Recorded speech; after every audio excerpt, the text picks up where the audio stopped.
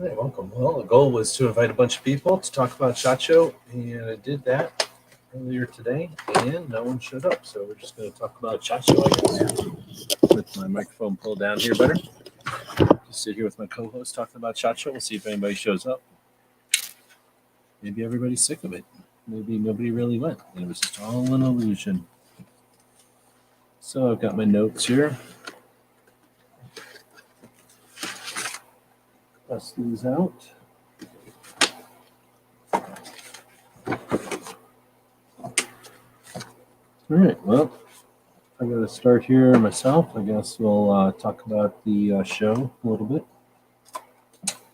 What's so good about it? People can ask questions if you want. It's there for each day and seeing every single thing that was there. So I can attest to firsthand knowledge of every single thing that happened at the show. So I'll just go ahead and ask. Or look at some people who've seen some stuff at the show. Snob says he can jump in a bit. Got some responses earlier from people that they were going to jump in.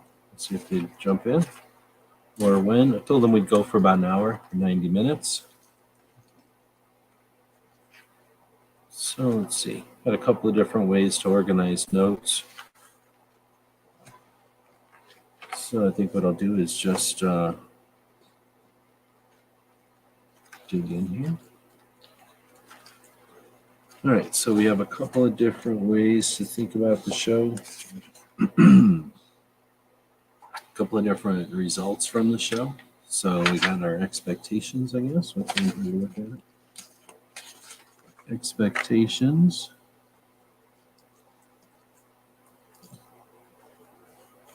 The reality of the show. And our expected results. All right, so I don't know who all you've been following, about who went to the show or what.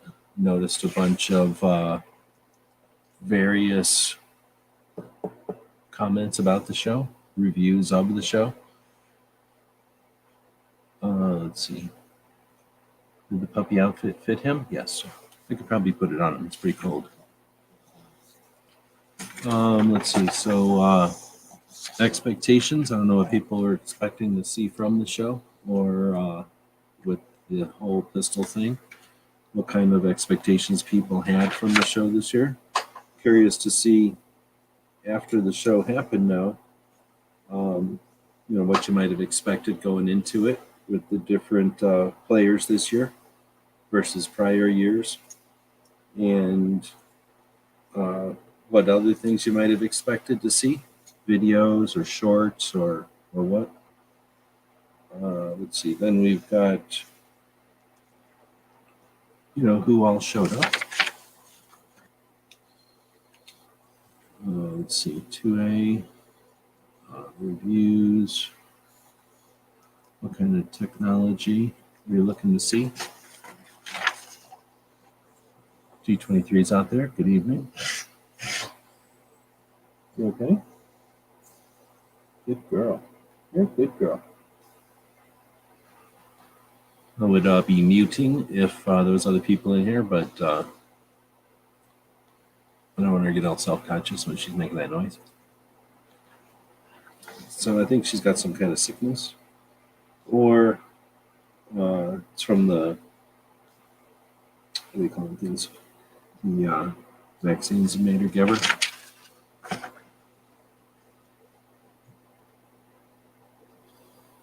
All right. So let's see. As far as expectations, then we got what you expected to see from the show in the various different ways, and then the reality of it. So I tried to post something the Thursday before the show to let people know that you don't have to be observers, that you can create live rooms and invite people in. They know that Hillbilly Up sent me a link on Saturday. It was just a regular link to his new show. But I don't think anybody else, at least I didn't get any links from anybody else who went live to facilitate like a get-together from the show. So the reality of it was pretty much the same as typical years from my experience, or from my angle there at the show. But I'm curious to see what people thought from your angle, from watching the whole thing, being part of it. Guess I'll mute for this part.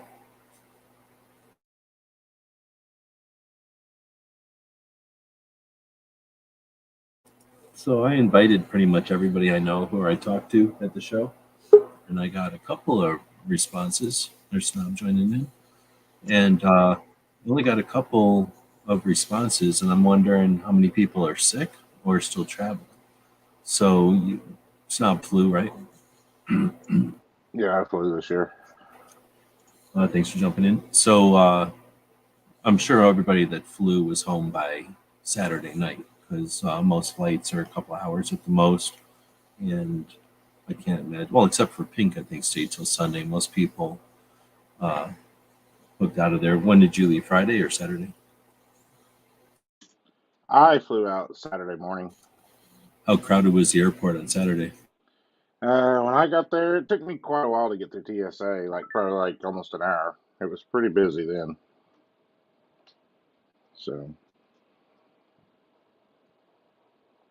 Wait, isn't this 9 p.m. Eastern right now?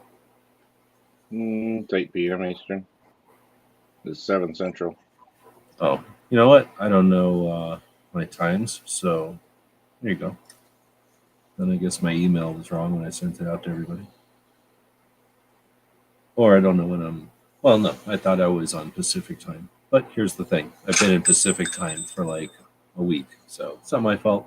I'm just going to go ahead and say it's Nancy Pelosi's fault. I think I'm getting texts from people. Hold on. Oh, I guess I started now. I don't really know what time it is, I guess.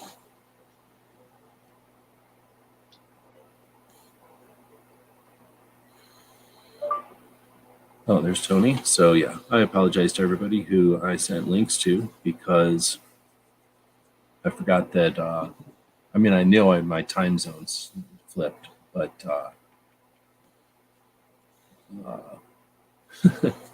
I guess I sent a bad email. But anyhow, so Snob flew home. Tony flew home. When did you fly, Tony? Saturday? Friday? Okay, I initially was supposed to fly out at 1 o'clock in the afternoon.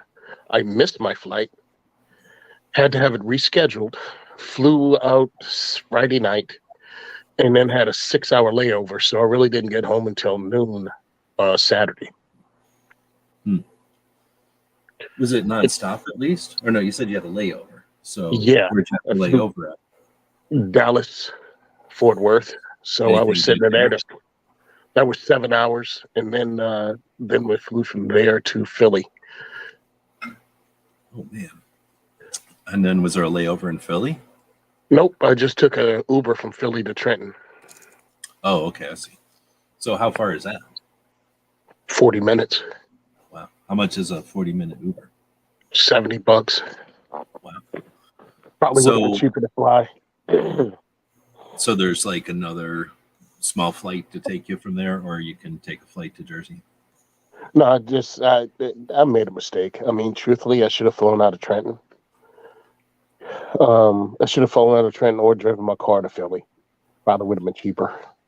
Well, I'm going to put that in as a, I don't know where to put that in. So I kind of started breaking things down as like expectations of going to the show, reality of being there, and then the results. Where would you put in like the, like the I don't know what to call that, like the travel itinerary? Yeah, the feedback on travel or something. So obviously you would have done travel differently. Yeah. One, find out how much it costs to park my vehicle in Philly at the airport before I spend money on an Uber. And then don't cut the flights so close coming back. So you missed a flight on Friday because like you didn't get to the airport. It wasn't like they did something weird with the flight, with the airline. No, it was I was doing a interview with Coffee with Craig DeLuz, and that was scheduled for 10:30. We started late, and that kicked off. And then right after I finished, a bunch of people were there. Amy Dillon, Kevin Dixie, Devin from Trenchwork Chronicles, and Matt from Meet the Pressers and his crew. And we were BSing because he met a lady, and I spoke to her because I'm trying to find females that make concealed carry gear to actually help sponsor the diversity shoot. So I got into a discussion with her, and then I ended up running late. It's all my fault because I ran into Tony when he was on his way to that interview and kept him talking to me for too long. So that you can blame it on me. So that's crazy. So then, I mean, it sucks, but at the end, you know, the 7-hour layover is super lame. But here's what I was going to say is, from what I've seen of the coverage of the show, what Craig's done with FPC is not only the most 2A, but like super, like a great project. Like it really delved into a bunch of different areas. I haven't watched them all, but just looking at all the topics and the people, that's a great series. So I'm glad that you were able to be a part of that series, because I think, I mean, I'm not going to suggest that that's going to change the direction of the SHOT Show or anything, but it is a cool project that either Craig decided to do or FPC decided to do, but Craig pulled it off, and I'm glad you're able to be a part of that. Did you know that, or did you just want to be interviewed, or did he know that he was making a significant project this time? Well, last year at SHOT, he told me he wanted to interview me. This year, I saw him at the FPC party. We saw him at the same time at the FPC party, and he was like, "Dude, give me your phone number. I need to get in touch with you." So, of course, he gives me the first couple of digits, and his name's popped up. He's already in my phone.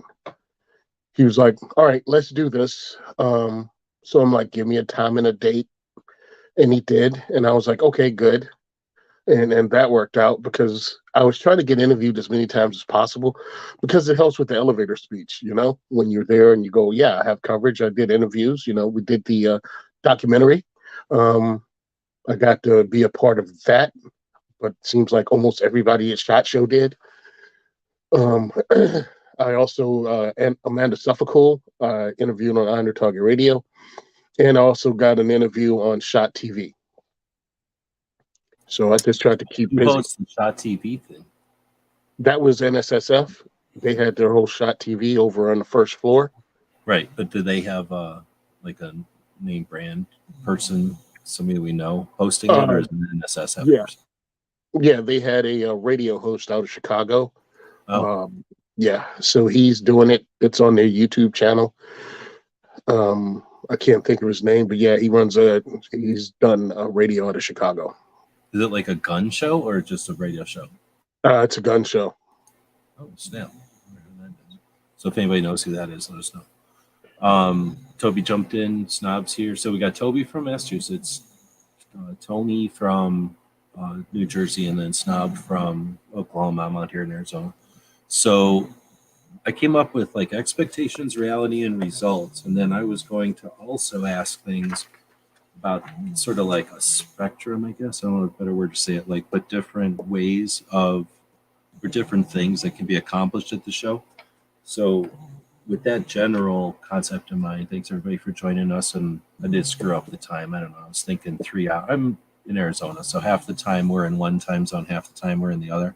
And my phones flip over to Vegas. I guess I didn't even think about it, but I've been thinking 3 hours different for a week. And I just didn't realize when I was setting this up that I'm back in 2 hours difference from the East Coast.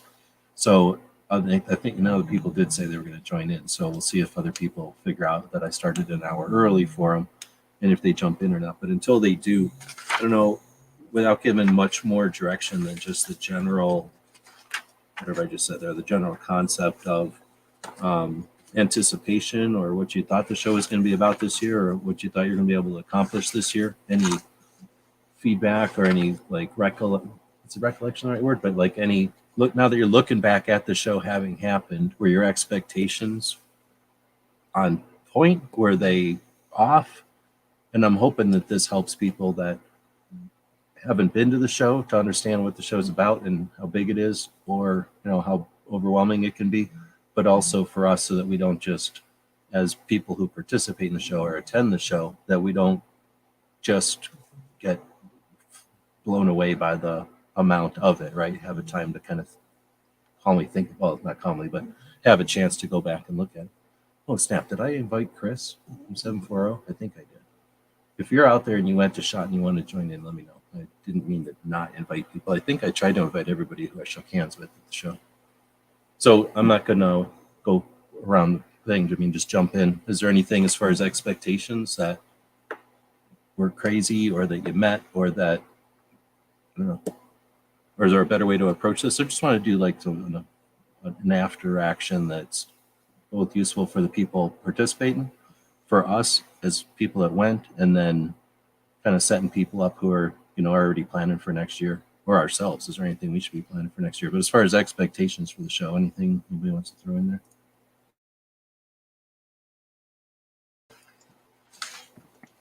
Well, hey, everybody.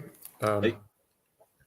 I didn't really know what to expect. It had been a few years since I'd been to SHOT, and I went with very different intentions this time than the last time, where the last time I went, I was trying to find out what all the show specials were and place orders to bring back and,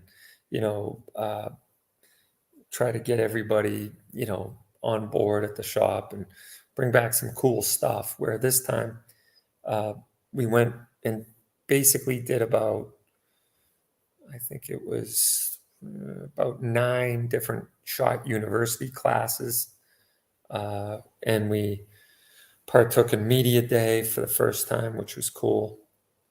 And then we went with the hopes of making connections for the Rapid Fire Radio Network.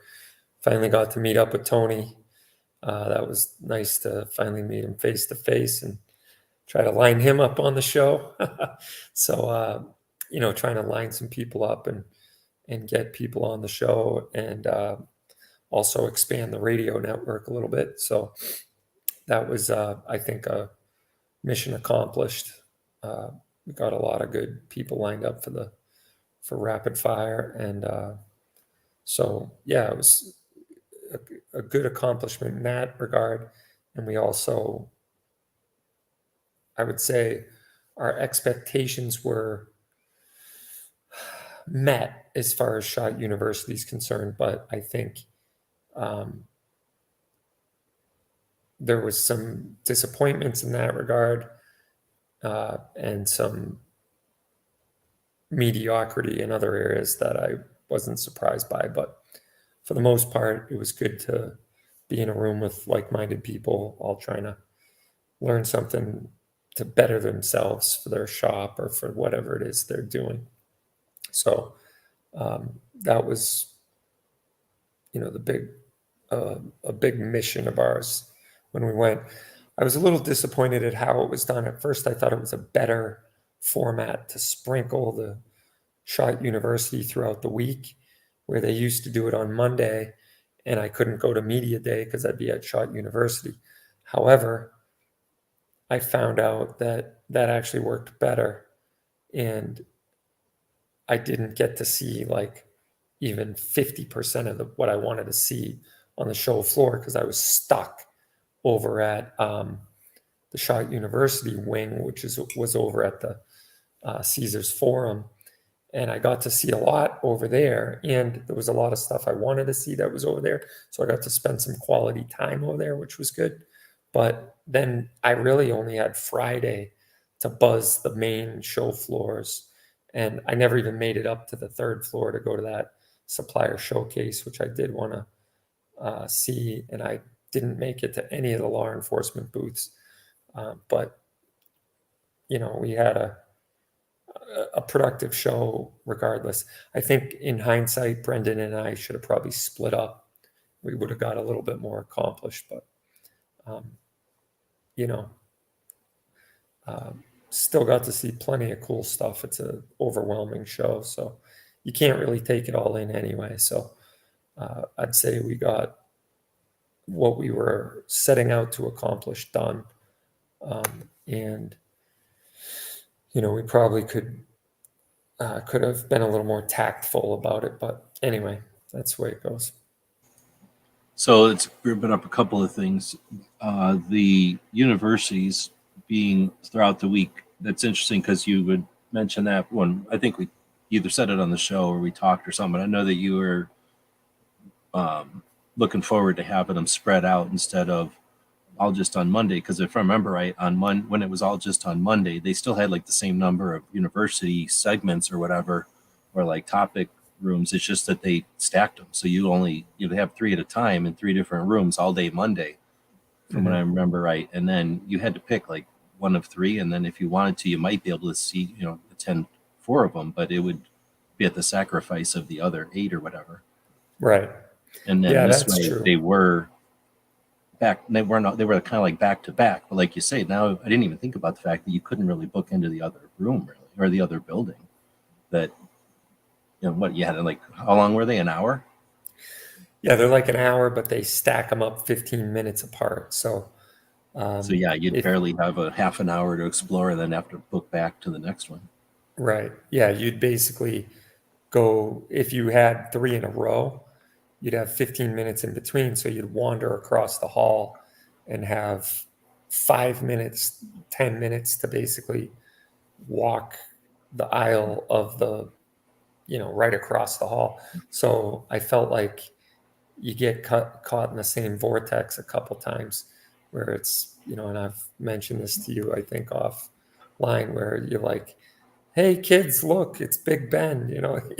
You see the same thing over and over and over again at SHOT Show. Is maddening because there's so much to take in, and you keep seeing the same 5, 10, 15 booths, and you're like, oh my gosh, like, I'm wasting time by seeing all this same stuff. So sometimes I'd like just walk down the hall to enter in a different spot just to try to trick my mind into not freaking out that I'm seeing the same booth over and over. Yet there's an entire room or an entire building I haven't seen yet. So, yeah, that was the only downside. And maybe Brendan and I should have divided and conquered better, where we were both there, so we both went to a lot of the classes.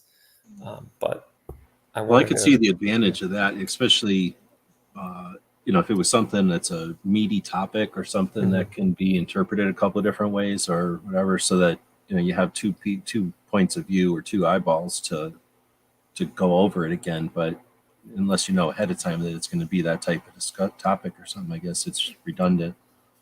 Right. So I guess the other question would be, are you planning on doing universities again, or is this going to change your strategy or whatever tactic of going to universities, or will you do the same number of them with like that tag team strategy next year? I think I would definitely do universities again, but I'll be a little bit more selective. Won't try to go to so many. So like you mentioned before, on the Mondays, I would get maybe 3 classes in on a Monday, or maybe 4. I don't remember. But so I'll just keep it to that. Maybe 1 per day instead of trying to do 3.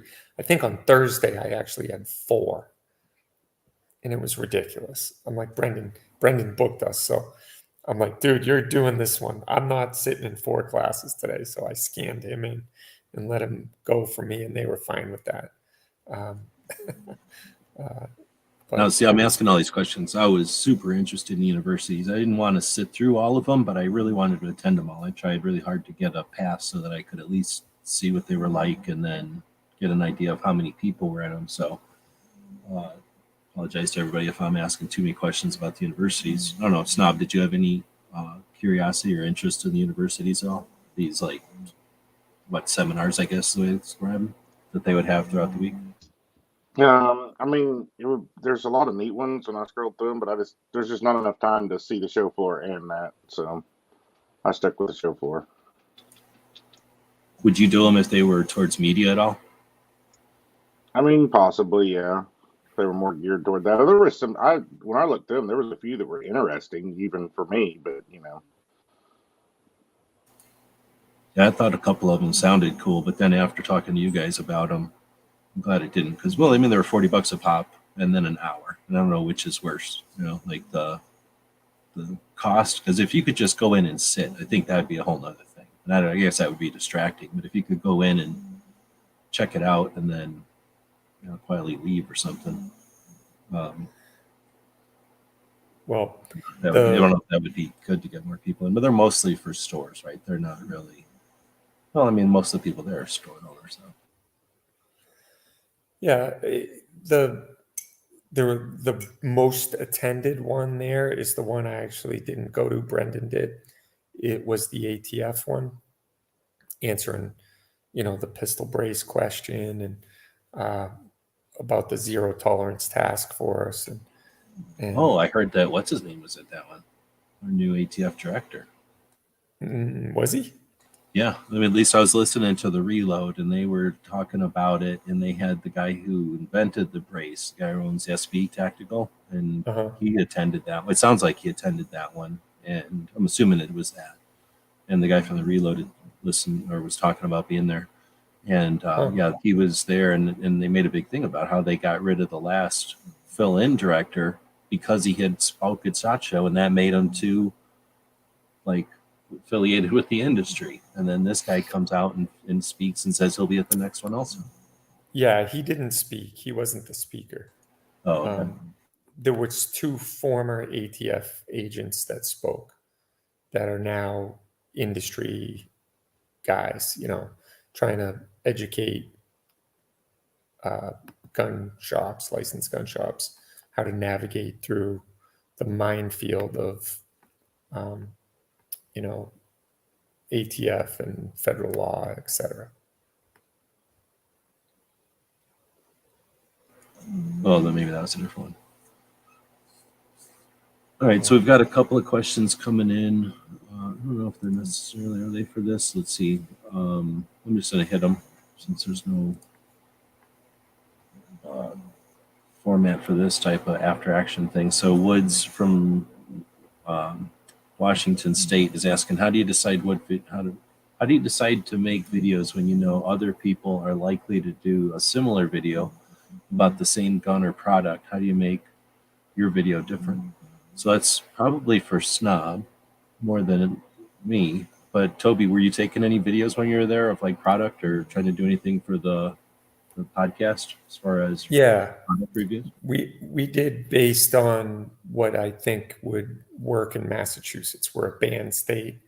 So we were filtering it through the lens of, would this product work in Massachusetts? Could we sell it? What could we do to make it so we could sell it? Had a lot of discussions with manufacturers. B&T was one of them that have now come out with 3 carbines. And I'm like, all you have to do is come out with these guns in a carbine format, and I can make them work in Massachusetts as a Type 7, manufacturer. So just make them a carbine. That's all I ask.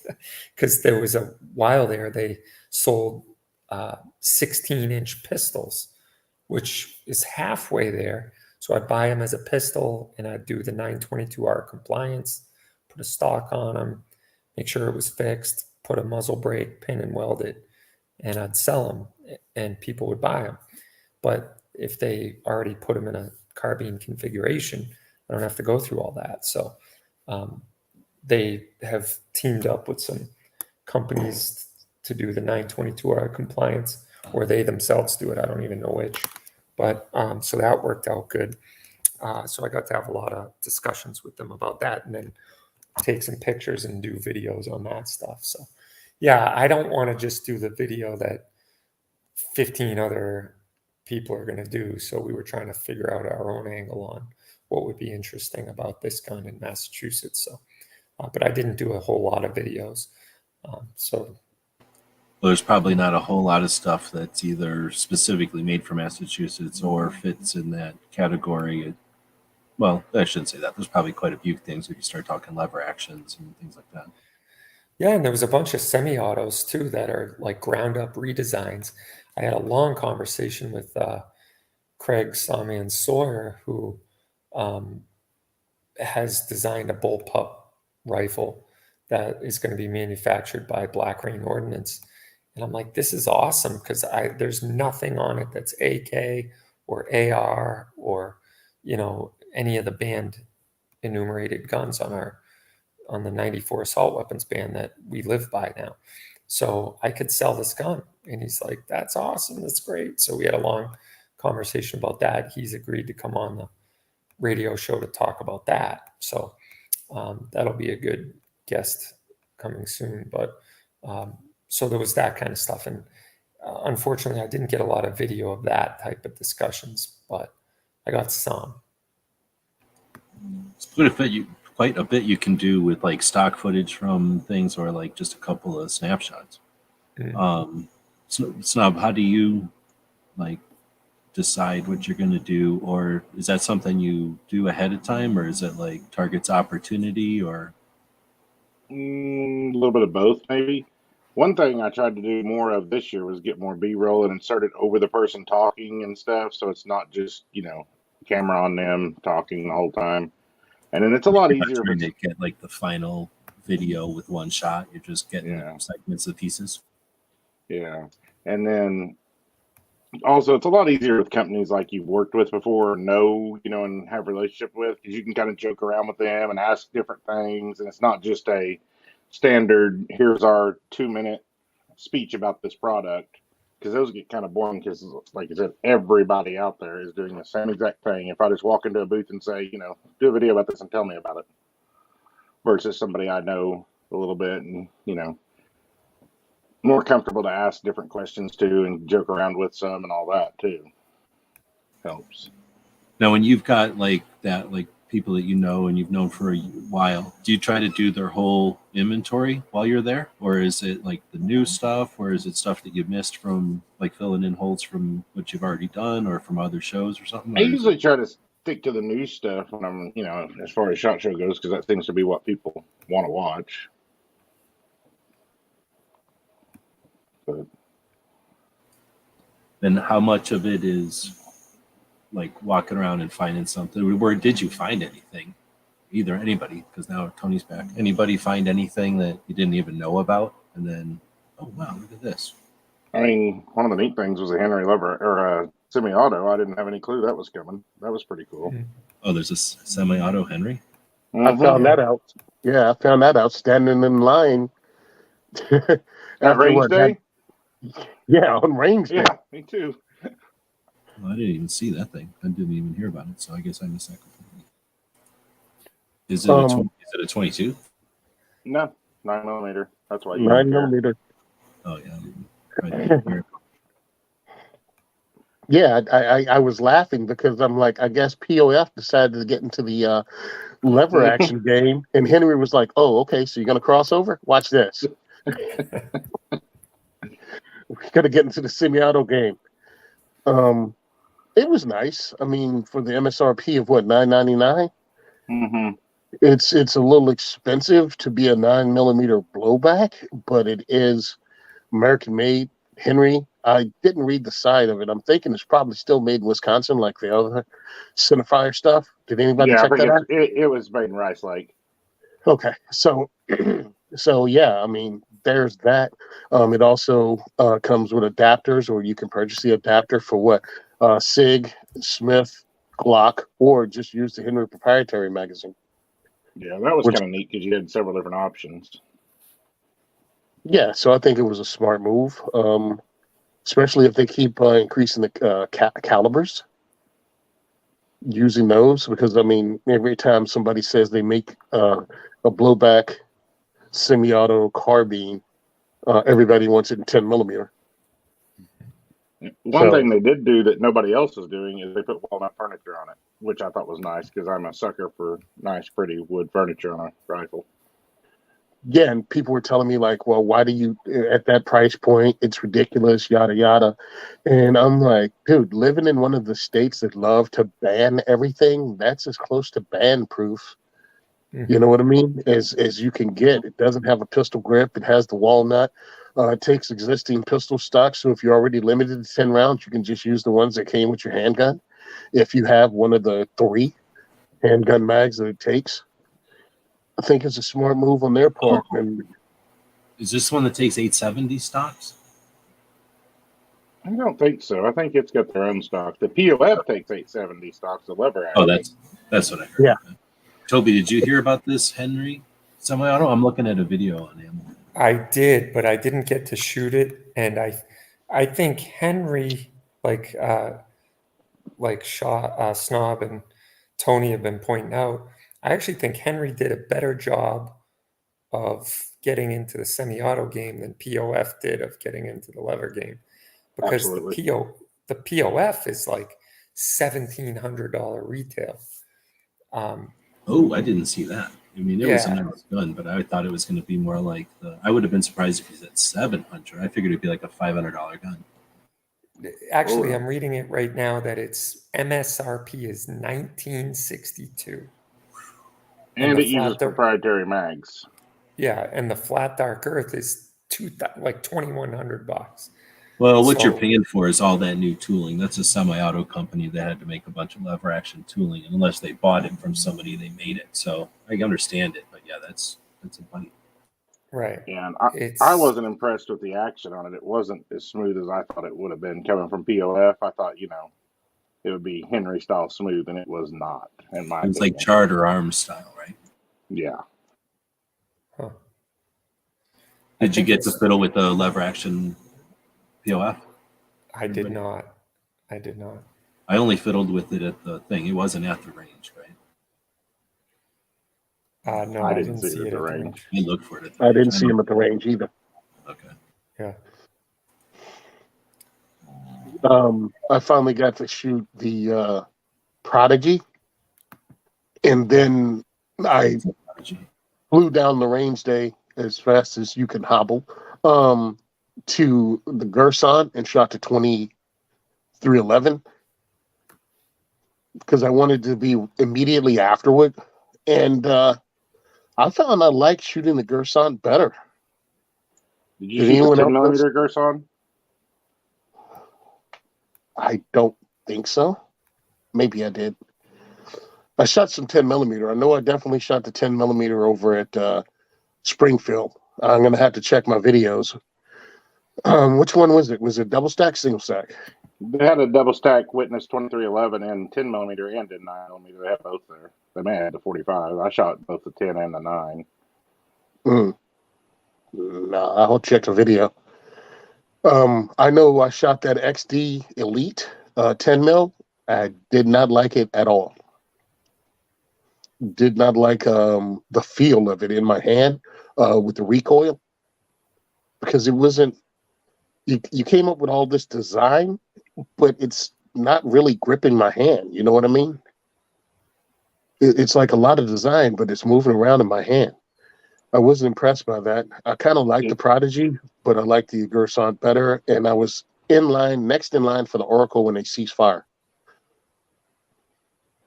The Were you there Oracle when was they shut pretty down nice. the range? What shut down the range for rain?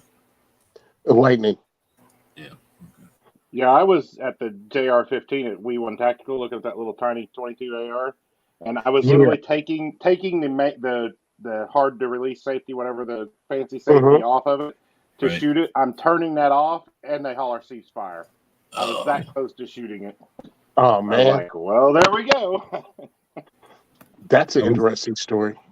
I was one of the first people to shoot it. I walked down that way, and I guess nobody had walked that far down or something, or nobody had walked in there. I was the first person to shoot that carbon suppressor right around there too.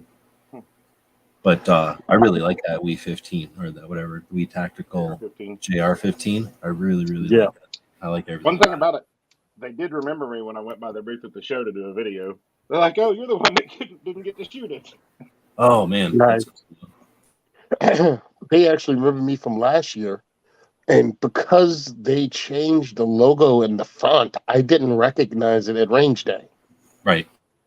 So I didn't think either. I didn't realize that was them. I walked by them and then went back later because somebody told me it was down there. Yeah, I wish someone would have told me, because I like everything about it, especially because I do the kid shoots. I mean, I think it's awesome. And then their story, pretty much being ambushed by the governor of the state to try to shut their company down. Yeah, I want to give those guys all the coverage as possible. You know what I mean?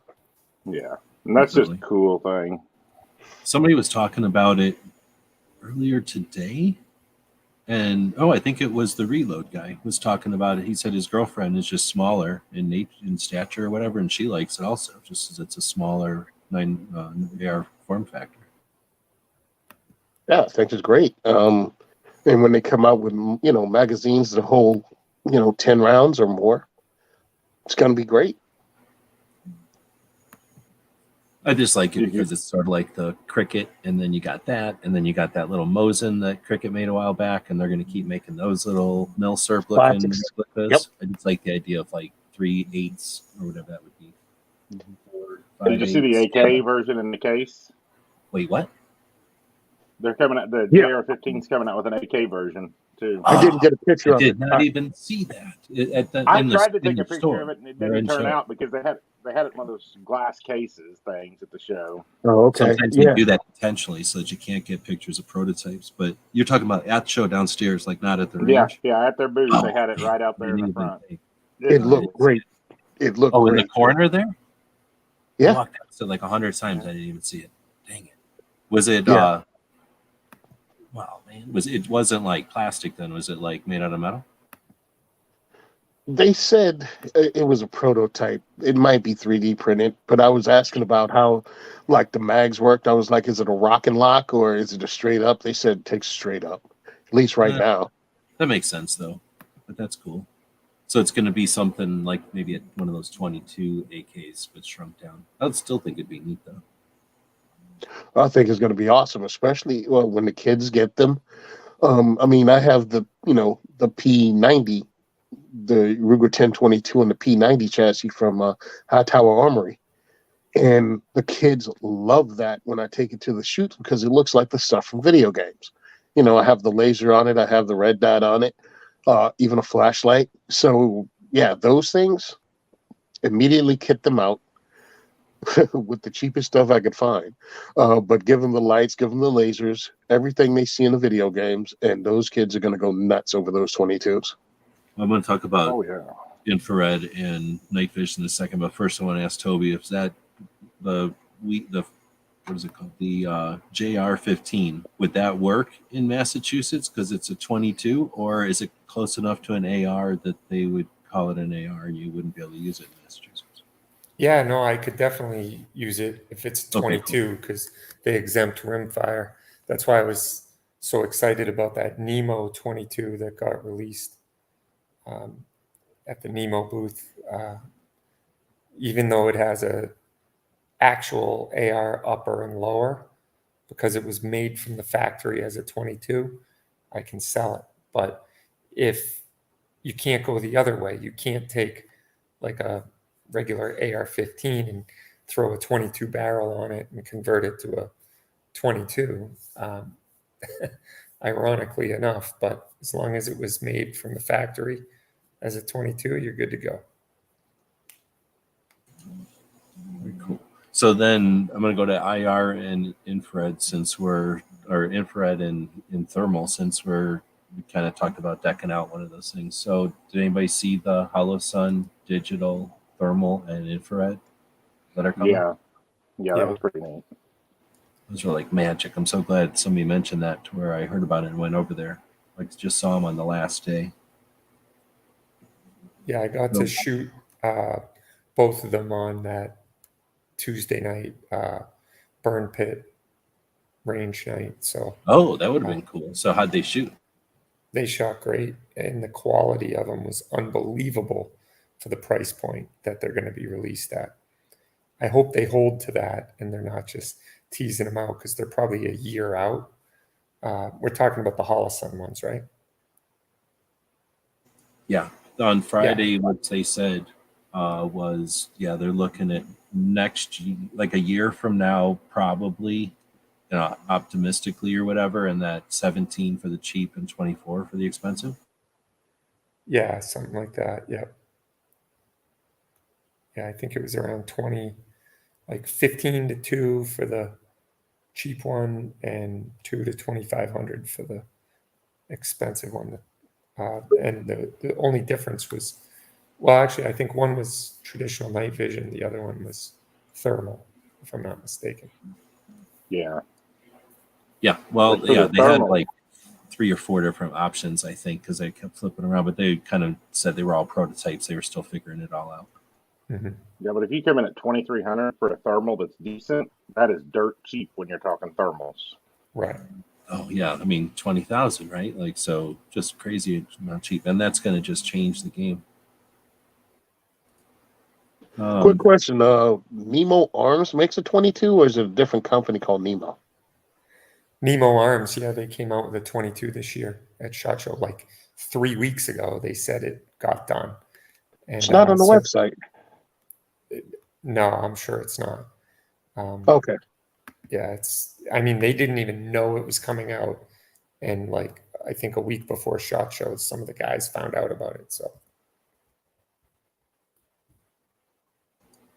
All right, so I'm going to take a second to play host. Welcome She Fires in. Thanks for jumping in. Hey there, thanks for having me.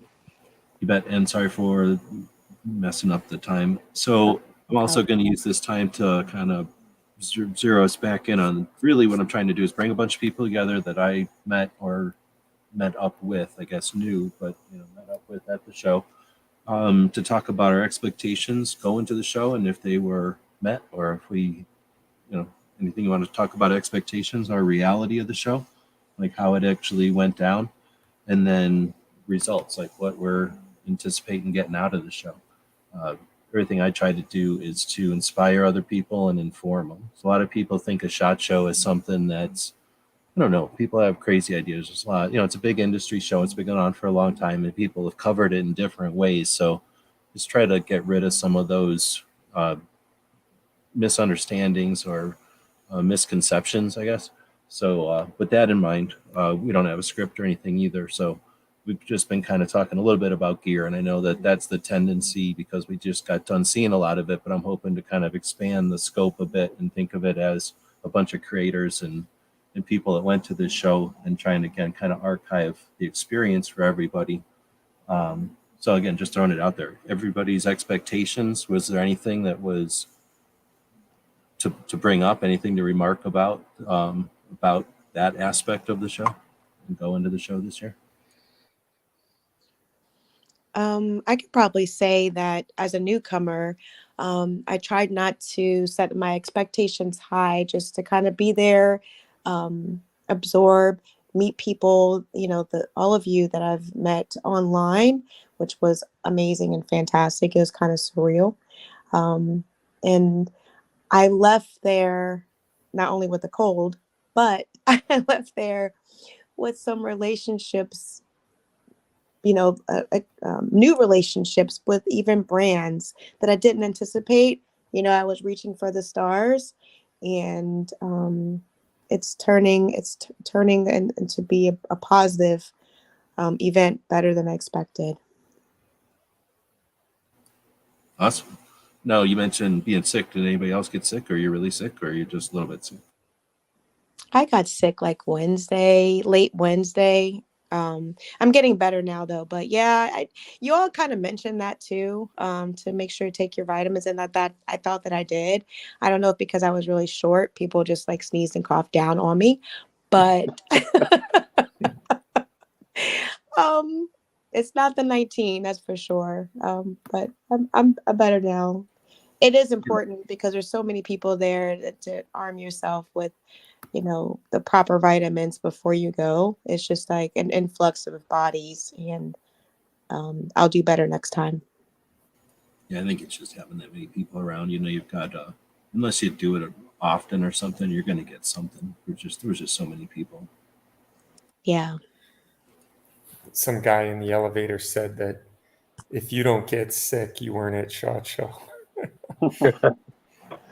Yeah. I can't tell if I'm sick. I also smoked about 5 cigarettes this week, and I don't hardly ever smoke. So I got about halfway through the week, I was losing my throat, and I'm thinking, oh man, you know what? I bet just because I keep bumming cigarettes off of people to try to stay warm when we're outside talking.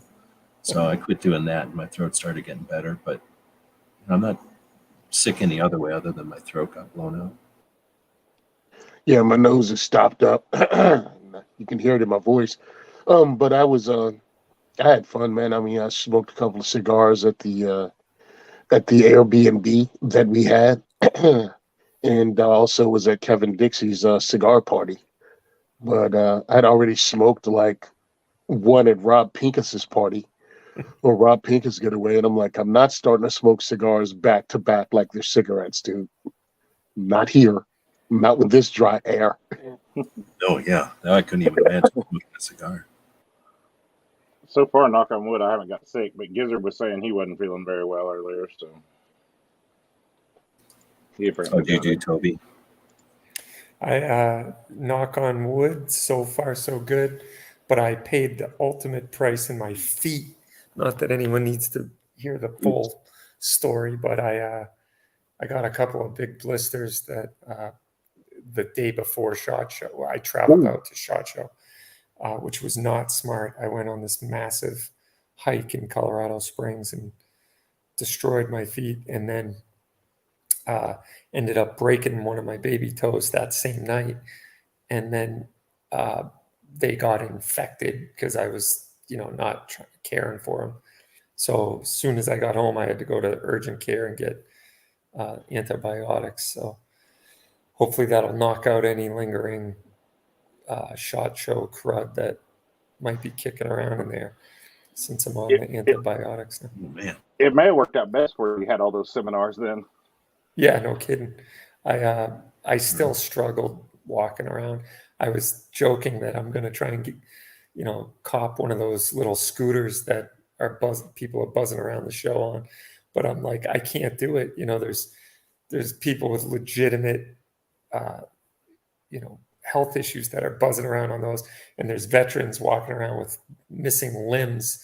And here comes Toby, who plays hockey and he's otherwise healthy, zooming around on this scooter. I would have never been able to live with myself. So I did the old grin and bear it, and I was dying, but I feel better now. Yeah, I don't feel so bad. After I saw the veterans, I'm like, yeah, you know what? Their feet aren't sore. They don't have any. Where's the scooter? I'm sorry. Day 3, all that went out the window when it just hurt to walk and move, and my hips hurt. It was just like, I don't care about anybody. I don't care about anyone's opinion. I'm like, I need a rickshaw. Where's someone with a rickshaw? But I think I did 5 miles Tuesday. I think the pedometer that my partner had, because we flew around all over the place. And on average, we did about 3 miles every day. So Those that are was rookie just, numbers. yeah, right? It probably is. I did That makes- 11.6 on Tuesday and 47 the whole week. So is 11 the whole show? That was just Tuesday. I did 11.67 or something. I mean, that sounds like, is that like every aisle? Is that going through the whole show? I don't know. A Tuesday, I went running around like a stupid squirrel, and it was my fault. I did stupid stuff, but I would like go to Caesars, and I was looking. I was like, "Oh, I want to go see this." I was kind of getting a feel for the show on Tuesday, and Okay. I just roamed back and forth like an idiot. Okay, Yeah. so that wasn't like combing the whole thing like organized way. That was just roaming No. around. It was just squirreling completely. It's like, that's oh, I want to go see these guys up here, and they're in a law enforcement room on 3. Oh, I want to go back to Caesars, and then right back. Well, that makes me think. Let me go around and do this one, asking everybody. Just spend as long as you want on it. How long did it take you to get your bearings? I'll just start with Toby at the top left there. How long did it take you to get your bearings? Like days or hours or whatever? Well, I'd say it cost me the first seminar I had paid and signed up for. So Brendan and I were looking on the interactive map and trying to figure out how to get to where they hold the SHOT University. And it didn't explicitly say that it was at Caesars Forum. And we were putting in like where we want to go, where we are. And then the app was like, no, like route to get there. Like it couldn't tell us how to get there. So now we're asking questions. And then we figured out you got to take this bridge to get across. And I'm like, man, the class started 15 minutes ago. We got to get a hoof on it. And then we're trying to follow these signs. It was like, I felt like we were in the enchanted forest, and we missed the whole first seminar. And then we just kind of were stuck over in that area. So I had the bearings down for the Caesars Forum really good uh, by Thursday, and then Friday I repeated the whole endeavor because I was walking around floor, 1 and 2 of the main show floor. So I would say I never fully got my bearings down, but I saw one booth in passing that I wanted to try and get to later, and I never was able to find it again. So that's the way it goes sometimes, I guess. But Oh yeah, I mean that happens to me, but that's interesting. That sucks then that the staggered universities had that impact. I wouldn't have ever thought about it, so I'm glad we're doing it for if nothing else for this, because hopefully if someone listens to this and thinks about, even if it's not the universities, if they just think about doing something that staggers, there's going to be a consequence to that, and that's going to be, that interrupted ability to go around like that. Chief Fires, then how long? If I'm assuming you got your bearings at some point, you were Mhm. there for pretty much the whole show. When did you figure out where you were and how to get to places? Yeah, we left actually Friday morning. So I tried to be very strategic about how I moved about. The app helped immensely. The info booths with people were, scattered throughout, that helped also. I still got lost, but I used the map proactively. So I marked it based upon any kind of meetings I had set. And I tried to move floor to floor. And any appointment that I had, I tried to make it like an hour apart from each other just so I can kind of look as I went to the next appointment. Um, Instead of going up and down, Venetian 1, Venetian 2, and then crossing over Caesars, I tried to be strategic about, moving in that manner. And then Wednesday was kind of like Wild Wild West. And so was Thursday. So I felt comfortable early Thursday to answer your question. Right on. Well, that's good because it's not small at all, and that's super cool. Yeah. Snob, what about you? This is second year in the big double experience, and stuff moved, but anyway. So how long did it take you? I'm not very good at very many things in life, but directions is one thing I'm really good at. So it was just instant basically because I'd been there last year and stuff. So with it set up like this, and it's my third show period. So I pretty much, knew where all the big stuff was going to be in the same general area. So, and like how Right, to find and the exits and all that. even last year was like just adding 3 rooms down a hallway, Mm-hmm. right, in an L shape. So then, Tony, what about you? I was it took until Wednesday, Thursday. Really, I had the meeting set up and I made sure I was at those. And then like some of the stuff like Bear Creek Arsenal was not where the map said it was. I'm like, because I'm trying to get to them because I had something to do immediately afterwards, and that was Friday. And I'm over at Spartan Systems downstairs, and I'm like, "Where's Bear Creek Arsenal? It should be across the walkway here, like directly. I should be looking at it." So that kind of annoyed me, but I knew where it was, so I just walked to it. You know what I mean? Like I knew the layout from walking through before because I kind of ran around like a chicken with my head cut off on Tuesday. So I had an idea where it was, but yeah, it really took a minute for me to bounce between places I want to go. I learned to use that escalator and pop up on the second floor. That was my way around. Well, I'm going to go ahead and ask, did anybody use that, I don't know what to call it, like ramp from the downstairs southeast corner to the beer garden that goes outside and comes back in? I use it a bunch.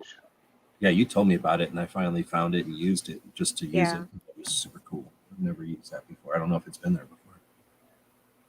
Yeah, that made it a lot easier. Well, this year they actually had curtains up and stuff. Last year it was just like crates stacked in there, and you just walked in between the crates, so it was kind of odd. Yeah, that'd be This awesome. year I got kinda video felt going more through like the it was- curtains. Seemed a little more well done this year. And you still got the crate experience going up the ramp, like the big Remington crates that are as big as a shed and stuff. I thought that was awesome. All right, so I think everybody went there. Well, I think I assume everybody that went there to at least some extent to line up people for interviews and stuff. Were people receptive? How was this show for content creation? Were people like aloof, or were they filling up calendars, or were they just super open to everything? Or just curious. I felt that people were open. I made sure I started off visiting people and companies I already have relationships with because I want to start it off on the positive, you know, and that helped. And that gave me the right mental attitude. So I went in with confidence to every booth and it actually showed. So yeah, it worked for me. I agree. I had some appointments set, and I tried to kind of scope them out early. And if they could meet early, then that's actually more times than not, we met early. So that worked out. For ones I didn't really have a relation, well, I didn't have a relationship with anybody, but for anyone I hadn't reached out to in advance, I just kind of started talking with them, asking them about their product. And then they just naturally said, "So what do you do?" And, I rolled into my little spiel. And from there were some opportunities for us to have additional conversation. So no one kind of turned me away or said no, not right now. So I'm happy about that. I do want to say that because I did get sick, um, just a tip for appointments that you set. You maybe have good intentions. Okay, I'll do Tuesday, Wednesday, Thursday.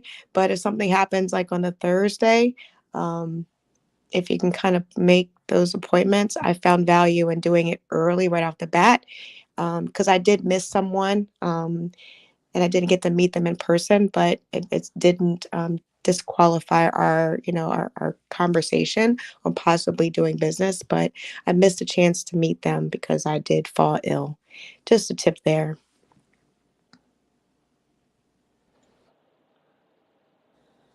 One thing I did notice, and this is my third show, but it's been a different show all 3 years just because of the environment or whatever you want to say, the way the world's going. But I felt like this show I had a lot more. Everybody was a lot more receptive to media, and I was talking with another person who actually works for an advertising agency that I know pretty well, or advertising group, whatever you call those, marketing agency, whatever. But he also has a pretty big YouTube channel.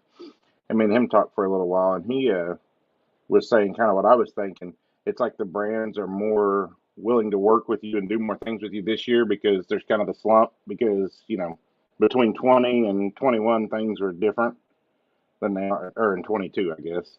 Then in 23, everything's kind of slowed down a lot. So, and they're starting to get products back in stock. So, it seemed like it was a different show for sure this year. But people were very receptive, I felt like, to working with you and all that compared to past years. It's interesting. One of the things I didn't see was people hanging out in the media room, and that's, you never know when people aren't there. What's the reason for that? Is it because they're not there, or is it because they're so busy down there that there's no reason to go hang around, or is it just because the show's so positive that it's more interesting than hanging out in the media room, or sometimes it's so slow that they're just not tired and they don't go hang out in the media room, or so. The Sounds guy like I talked to, we a good literally ran show. into each other on the show floor and just talked for 30 minutes in an aisle, basically. What did everybody think about since we're talking about the show floor, as far as crowds and Snob and Tony been there last year? She Fires, you're hearing us talk about it up, pre before the show, and then Toby, you've got experience from other shows. What did you think about the crowds?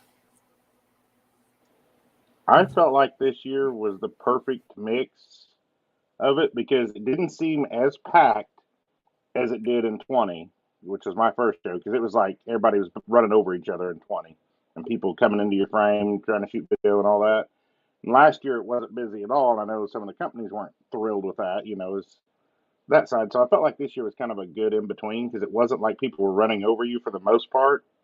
It seemed pretty open. and you could still get places compared, but it wasn't nearly as great as last year for me as far as getting around the show and crowded, in my opinion, anyways.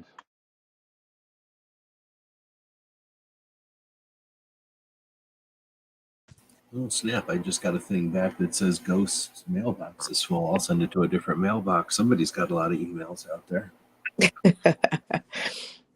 Post shot show.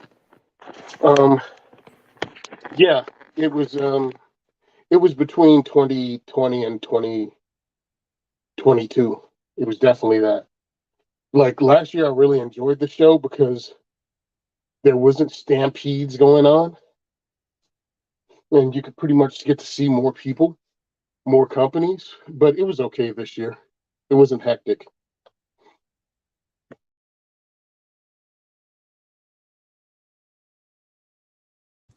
Being new, it's what you all kind of talked about, what I expected, and it was great. It was good energy. I fed off of that for sure. Um, just being tired at the end of the day, but motivated to get up the next morning and get back out there. Going to the media room, that was good. It was a nice way to start the day. It was awesome. Toby, did you guys start the day in the media room?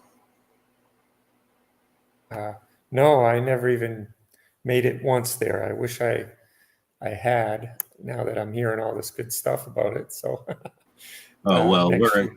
we're not making it sound too good. It's just a big room. Sometimes it used to be really good, but it's just mainly we're talking about hanging out with people. But so you didn't miss Blueberry it. muffins are on point. But yeah, I was What's that? wondering if you were there for the morning food or not. Yeah, I tried to eat all the Fruit Loops just so Clover wouldn't have any. I mean, the best part about the media room was the first person I saw when I walked in on Tuesday morning was Tony. So I ran up and gave him a hug. Yeah, I was like, get in early, man. Press people eat for free. Oh, you know what? None of y'all were at the press breakfast on Wednesday morning, hosted by Beth Alcazar and the dude from CCI. Mike, I or don't know his name. Mike Bauer or the owner? No, Schmidt. not Schmidt. The guy who Steve does all the Fisher? videos. No, Steve Fisher. I don't know. I would know if I looked to my left a little bit into my cards. But the guy who does all the videos on their main YouTube channel. And anyway, they hosted a breakfast, and it was pretty awesome. And it was one of the more productive things I did all week, talking to some folks. I met up with the Gun Owners Radio person who does their Instagram and hosts the show on YouTube each Sunday, and then hanging out with Jeff and TJ from Gear Report. Ghost just jumped in. So anyway, I would highly recommend the press breakfast next year if they do it again, because it was free and you just had to show up an hour early and eat free food. It was just in the lobby where everybody registered. They just kind of corded off a chunk of it and brought in a bunch of food on trays and then set up a bunch of tables. Yeah, I saw that. It was packed. Hey, listen, Clover's here? Or Ghost? The other one, Ghost. Oh, okay. Never mind. I'm sorry to The disappoint you, taller one of brother. the two's here. I was talking about my strategy of trying to eat all the Fruit Loops before Clover got there. Clover we were might trying still to be we were driving. trying to hide them from him. Is there really a cereal box thing somewhere that has Clover Loops or whatever that sticker Yeah, on it? he got a dispenser for EAA that had like Clover Tech charms on it. He put Lucky Charms in it. Because I was looking at their booth and I didn't see it. He just brings it out for pictures. No, he left it there, but I think people were making a mess with it, so they went ahead and put it away. Oh, okay. All right, so Ghost just jumped in. I've been asking questions about expectations, reality. We haven't really talked about results too much. I'm going to try to go 90 minutes, or I'll even sneak 2 hours in here. I'll talk, content creation and the real reality of the show, as long as people want to hear about it. But I don't want to keep people too long. I told everybody I'd have them here for an hour. I know other people are doing stuff, and on that side of the country, it's already getting late. But Ghost just jumped in. As far as expectations for the show, now that it's past and we're looking back on it, were your expectations, how were your expectations versus reality? I figured it was going to be obviously bigger than last year's for a lot of reasons, but maybe not as big as like 2019, 2020. That's exactly what it was. What I did like about it is the crowds were back, not huge crowds, but there was crowded again. So there was a vibe this year, which there was no vibe last year. There was a vibe, but I could still have 15, 20-minute conversations in the booth. So I think it was like the size that it was this year. I kind of liked it. It was like perfect almost. You got the vibe. It was busy. People were doing business, but you could still have meaningful conversations. So I enjoyed it. Wow, you really hit on something there that I was going to bring up before, and the topic just went off, and I didn't make a note or nothing. But that's something that I was going to try to add as well. That I've been going for a while, and I try to think about all the different stuff that's taken place there. You got manufacturers who are creating stuff or improving stuff or adapting, right? They're making things out of a different material or something, or they're just trying to stay in their position in the market without doing all that stuff, which has got to be a whole nother level of challenge, right? Then you got all these gun shops. That's really who's there. There's all these gun shops who are trying to figure out what to have in their shop and how to get it there, right? You've got the different middlemen, let's call them, the distributors and different levels of people who buy stuff from manufacturers and get it to the gun shops, essentially big warehouses that make the whole thing work, because it's just not possible yet for Smith & Wesson to make the correct number of guns for every gun shop, because no one knows that anticipated need yet. The robots haven't decided all that for us yet. So you've got a lot of stuff happening there. And on top of that, you throw in regulation. And this year, of course, ATF added some extra spice to that. But then you've got not really enforcement, but regulation and dealing with the regulation, right? Like how they enforce it, but also how you comply with it, all the different stuff. And you have software to do that. And you've got people in different inventory management. You've got the display cases and the gun shop stuff. You got all the range stuff. Then you've got individuals walking around from ranges and clubs, education. Then you've got the military and law enforcement sides of it. And then you throw media on top of all of this. And all these different conversations are happening. And all these different ingredients in this stew are different every year, like different levels of everything, different intensities, different, when it's a global war on terror was on fire and things were hot, SHOT Show was different. It was not the same as it is now. When we're under attack at the national level for our rights, SHOT Show is a little bit different, even though it's not a political show. So this was a very interesting year where, there's a lot of stuff going on, and those conversations in the hallways. I guess what Ghost kind of mentioned there, that vibe. I want to try to say all this to throw this back at the group here. What was your impression of the vibe? Like, to me, SHOT Show was one of the best, I want to say ever, just because I personally had a really good show, and I know a lot of people had good shows. And that's how I judge it, by the people I know and their success at the show. But just walking around, there was no moping and no moping. Very few people were frowning. I know some people that were frowning, and I'm not going to be glaze over. The people with Russian ammo got screwed, right? People with braces are biting their fingernails. Like, it's not all 100% great. And, there's a lot of calibers and stuff that's probably deserving of more attention. That's just, not getting it because of the 5.7s big this year, or the, what about the 30 Super, whatever. So I know there's a lot of stuff going on, but what was your take on the vibe? And I'll just shut up and let anybody who wants to jump on that one. Out of my three, this was definitely my favorite. I thought it had the best vibe, and it felt good. The whole show just felt good this year. Yeah, I agree with that. This is my third one also. The first one I was kind of overwhelmed, and the only thing I had to compare it to was multiple NRA NRAMs. So comparing them to the three, I think I got a lot more done this year, and I got to hang out with new people. I got to meet new people like She Fires, and we got to hang out a little bit in the media room, and got to know her, got to know regular, got to hang out with regular gun guy who He was a really, really nice dude, and ran into him in multiple places. So it was like more laid back, but people were more open, or just as open. I don't know. I mean, it was really friendly. I had no problem meeting people and having conversations all the way around.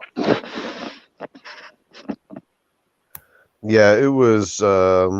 It's like my fifth, maybe sixth. I don't know, fifth or sixth one. Easily, hands down, my favorite SHOT Show. Got a lot of. I mean, it's by far my most productive SHOT Show. But yeah, I think this is my favorite one. So the crowds were manageable. They were good. The vibe was good. You could still get conversations done. You could still get business done. Yeah, hands down for me, it was my favorite and best SHOT Show yet. You want to throw anything in on that, Toby? Don't Yeah, need to throw questions out there when you only got to experience the universities, but maybe the universities had like a tension or a lack of. No, I think it was way more productive than the first time I went, and didn't really know what the heck I was doing. I was just bumbling around, and kind of like what Tony said, I got to meet a whole lot of new people. I got to learn a lot and sit kind of, I just happened to eat meals with certain people that once the conversation started going, we were able to really glean a lot of wisdom and nuggets from them who've been at it for a while. So I was pretty happy about that. Oh, And, snap. I have to interrupt you and go, is G23 still listening? So I'm just going to find out if he's still listening and then let you keep going. Go ahead. yeah. Sorry to interrupt you. The No, it's conversation, okay. you said you had good dinner conversations and then Yeah, dinner conversations. And then, one of the pleasant surprises was I was able to anchor down the website sponsor for the PDN training tour this year.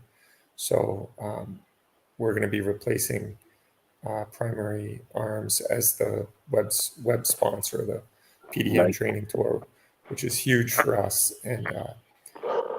And we also will still do the media side of things for them. But I'm pretty pumped about that happening and lining up a bunch of other, similar things, getting some ducks in a row along those lines. But that's probably one of the biggest things that happened for me while we were there. So I'll tell you something Yeah. that happened to me, which was I have a newfound respect for the industry side. Not that I didn't respect them before, but there was friends of ours that had some health issues, and so we had to go Sunday and help them set up their booth, and then had to get out there at about 6:15 on Monday to help set up for range day and help work range day a little bit for the company. I tell you what, I have a newfound respect for the industry side of what they go through for SHOT Show. It's pretty hectic. It's definitely got to be intense because there is no downtime. I mean, it's everything's got to be up, everything's got to be running, and then to have people go down like what happened with those guys, it's got to be devastating. Like, what do you do? So yeah, good on you guys for coming through for them. Well, it's just, I mean, they're friends, and I mean, we'd all do that for someone if we had the opportunity or the chance to. But it's just you see behind the scenes of everything that went on Sunday at SHOT, like everyone's putting their booth together and all that, and like this mass chaos. People show up Tuesday morning and SHOT Show's ready to go, but they don't understand that like Sunday afternoon, like half the booths aren't even put up yet. And it's just absolutely nuts in there. It's pretty cool. Got a couple of things. I'm going to try not to go on too many tangents so we're not here all night. I'm going to go back to the questions that DJ asked. An interesting one, I guess, from earlier. It says, attendant to what Toby just said about his experience, for the other panelists, what would you revise about your strategy for next year? So what would you do differently next year? Anybody? Or have you already thought about that? Is that too far away? Or are we still decompressing this year's? That's fair. Well, I can go by what I wish I would have done this year. which is maybe set meetings up instead of make them happen like out of thin air. You know what I mean? Actually set up a time to meet people and have it scheduled. I mean, it worked out well for me. I mean, I went to the booths again of people I knew and they made time for me and we were able to set up things for the future. Like meeting Toby at the party we were at. We were able to, definitely 100%. We're going to do a show. Same party, Craig and I set something up and it actually happened on Friday. So just a little more planning of where I'm going to be because I can't expect all the cards to fall in my favor like they did this time. Yeah, but it's cool when they do. I hear you, but it's, and then it can, well, it's a giant show, so it's not that difficult to have it what you're doing. Anybody else got any? For me, I can honestly say that this was the first year that I was like happy about my strategy. I'm not saying that I won't change it next year because everything changes from year to year. But by the time before I went there and when I left Friday, I was sitting there on the plane ride home, and I was thinking like, for me, like the way I set it up this year, I felt efficient, proficient, got everything done that I wanted to do. And I feel really good about how I attacked it this year. I'm not saying that it was perfect, but for me, it was perfect this year. Was that because of having a plan versus having an idea? I think it's just experience. I mean, like, every year you go, you kind of add to things and take away from what you did and add to what you do. Okay, so it's not that you had a plan this year and a lack of plan other years. It's just that you had a more challenging, difficult plan this year. A little bit, but I also kind of have learned over the last several years of what I did wrong and what I did right, and try to like tailor this year's plan to what I know has worked for me in the past and gotten away from some of the things that may not have worked or may have been more challenging. So I don't know if it was better, but it was definitely more efficient this year.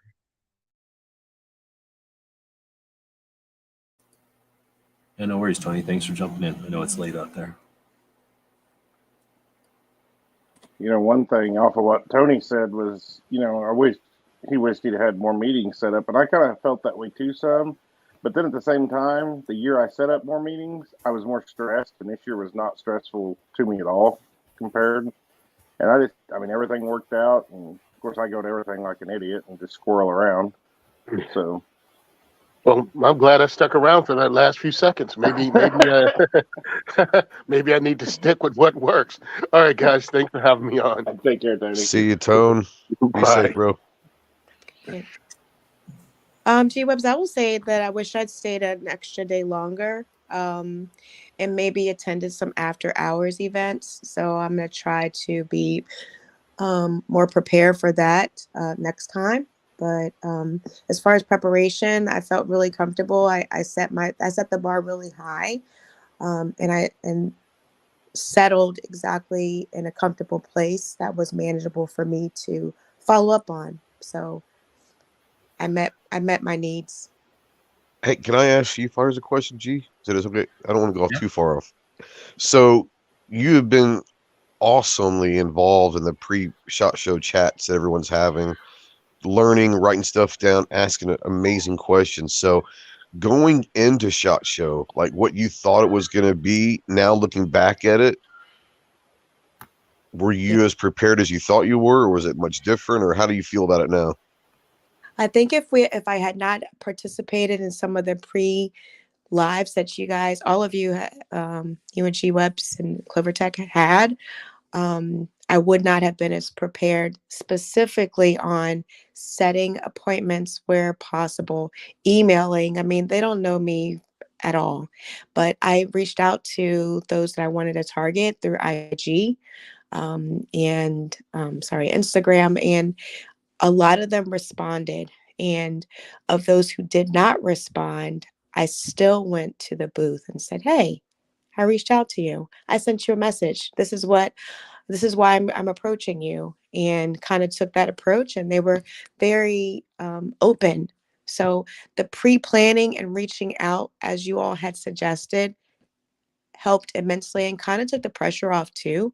I know Tony was talking about, it worked out for him, just popping up and meeting with folks. But if you can at least half of the meetings that you want to have, kind of have them scheduled, it does take that pressure off. And anything else you get is gravy. So, what you thought SHOT Show was going to be when you touched ground in Vegas versus when you left, was it different than you thought it was going to be, or about the same, or what? It was about the same. I've been to conferences and things like that in the past, but the way that you all described it, and I looked at some previous YouTube videos of folks who attended it, so I had a little bit of an understanding of what it could be like. But yeah, there were a lot of people. I don't know how it was last year, but just kind of maneuvering around those, and that's why I feel it's important to set those appointments so that you don't feel so overwhelmed, like, oh my gosh, I'm trying to squeeze in to this booth to meet this person. Like I didn't feel that pressure. It was like, hey, I kind of waved. We've got our appointment at 11. I know you're busy, but I'll be back. Like it made me feel better about approaching certain brands because I already reached out to them. Awesome.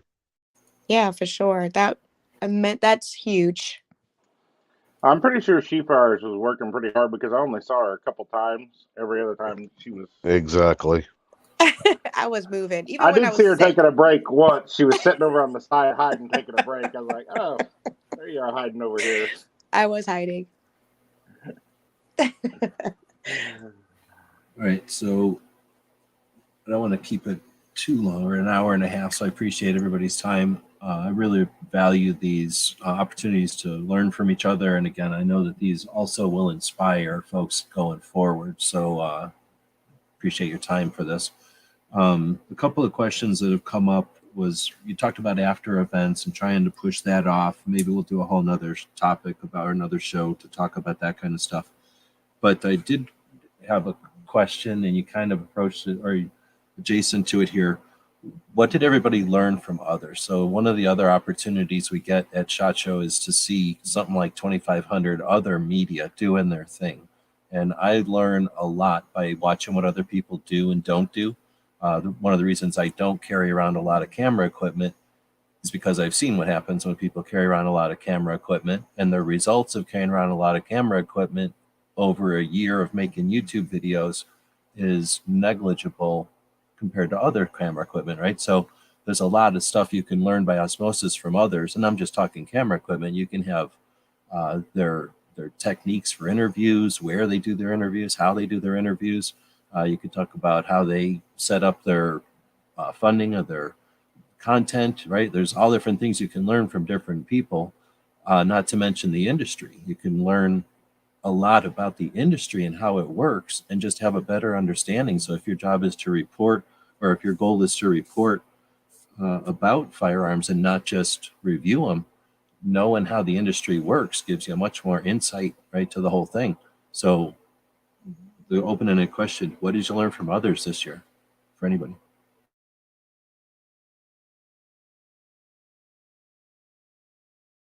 Maybe I'll give you a second to think about that, and then feel free to interrupt me. But a couple of people have asked why I stopped their memberships. YouTube demonetized me last night, so I didn't do that. YouTube shut them off, so I guess I don't make any money on YouTube anymore. But it's a YouTube policy thing. It looks like it's affecting a lot of channels. So when I know more, I'll let you know. But we're using a Man. platform that's large, and they've did a massive policy change. When you're forging a river and your canoe goes under, do you curse the water, or do you get the canoe out of the water and get it back on and go again? So we'll just keep doing that. But going back to, what did you learn from others at SHOT Show this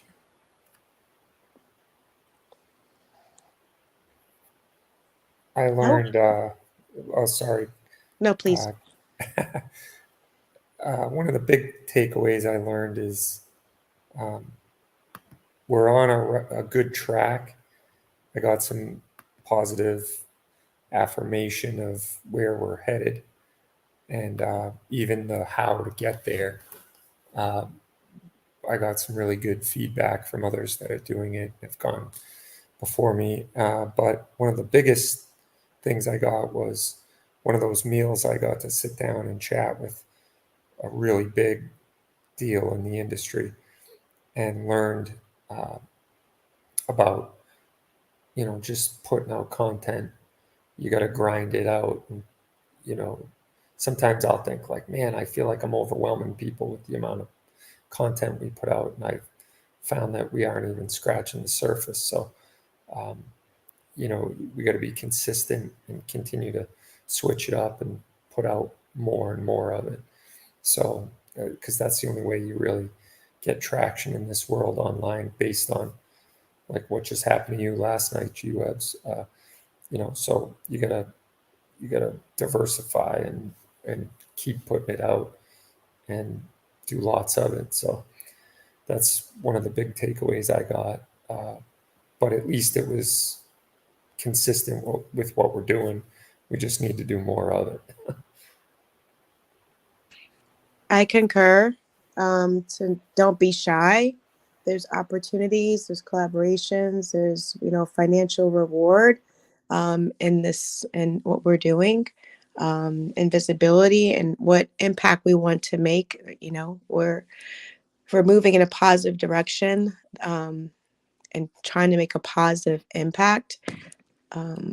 We our presence should be known.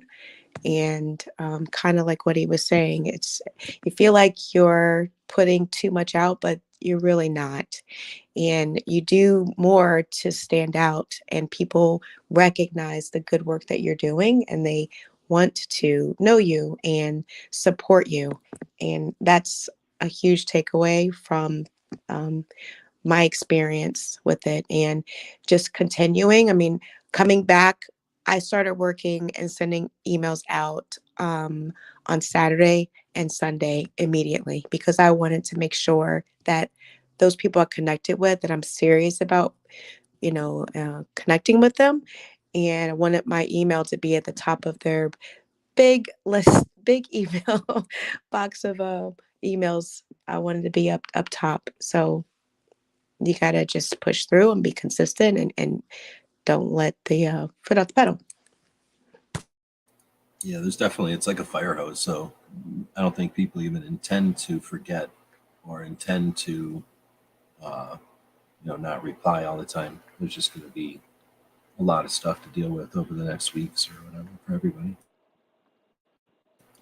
One thing I learned again this year, and it's not something really necessarily new, but just kind of reinforced it this year, is how important it is to have friends, or that are colleagues in it doing media, like Ghost or anything, because we can share contacts, we can share, hey, so and so's doing Absolutely. this, so and so's doing that, and it becomes more and more important, I think, every year that you do it, and it helps tremendously. And one other thing I learned that's not quite as serious is I need to spend more time around G-Webs, because he knows where all the cool patches are, because I'd watch his show in the evenings here and there, and I was like, really? Oh, yeah, I didn't see Where that those patch. come I didn't see from? that patch. Same. I'll tell you that the thing that I learned this year, because my strategy this year was different. I was more, I mean, I'm making contacts, but I had a plan of money, like funding podcasts and different things. And I had conversations with, I can't even tell how many people, other creators, that were like, well, how did you do that? And it's like, ask.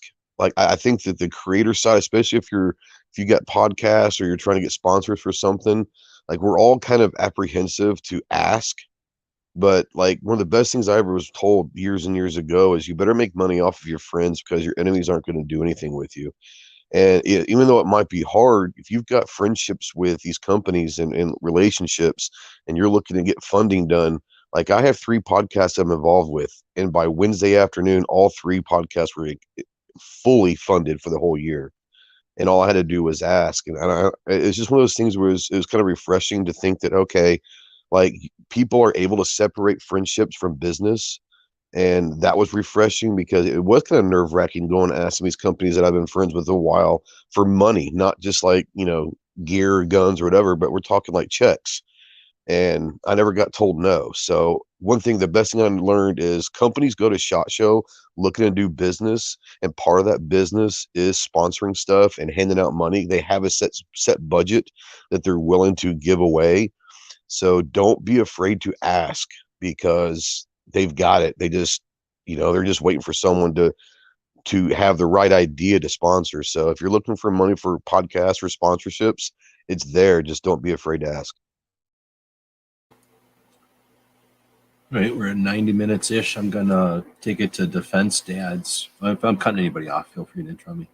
Or if I cut off here, I'm not in the middle of a tangent or something. But Defense Dad brings up some gun questions from before, and that'll give us like a palate cleanser here to kind of take a turn. And unless we get some new questions here towards the end, it'll give us a home stretch. So just as a palate cleanser, Defense Dad says, I still like the idea of the Bond Arms lever action better than the Patriot Ordnance Factory. Is that what that is? POF? Yeah. Henry Homesteader does interest me, though. So the lever action guns that happened this year, and then we had talked about, I think Ghost and She Fires might not have been here when we were talking about the Henry semi-auto.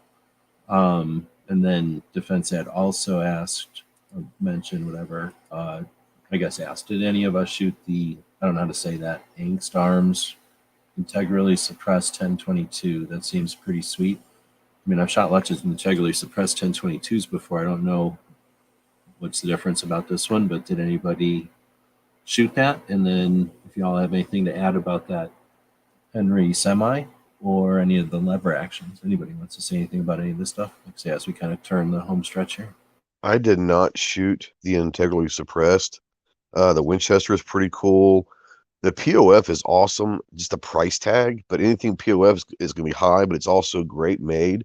But $2,000 is maybe a little much. I just stopped by Bond Arms. It's pretty cool. But I did not shoot the integrally suppressed, but everything that I heard about the Winchester, I didn't shoot it. Clover did. He said it was amazing. So everything I heard about the Winchester, I mean, not the Winchester, but the Henry was incredible. So I'm sure that's going to do well.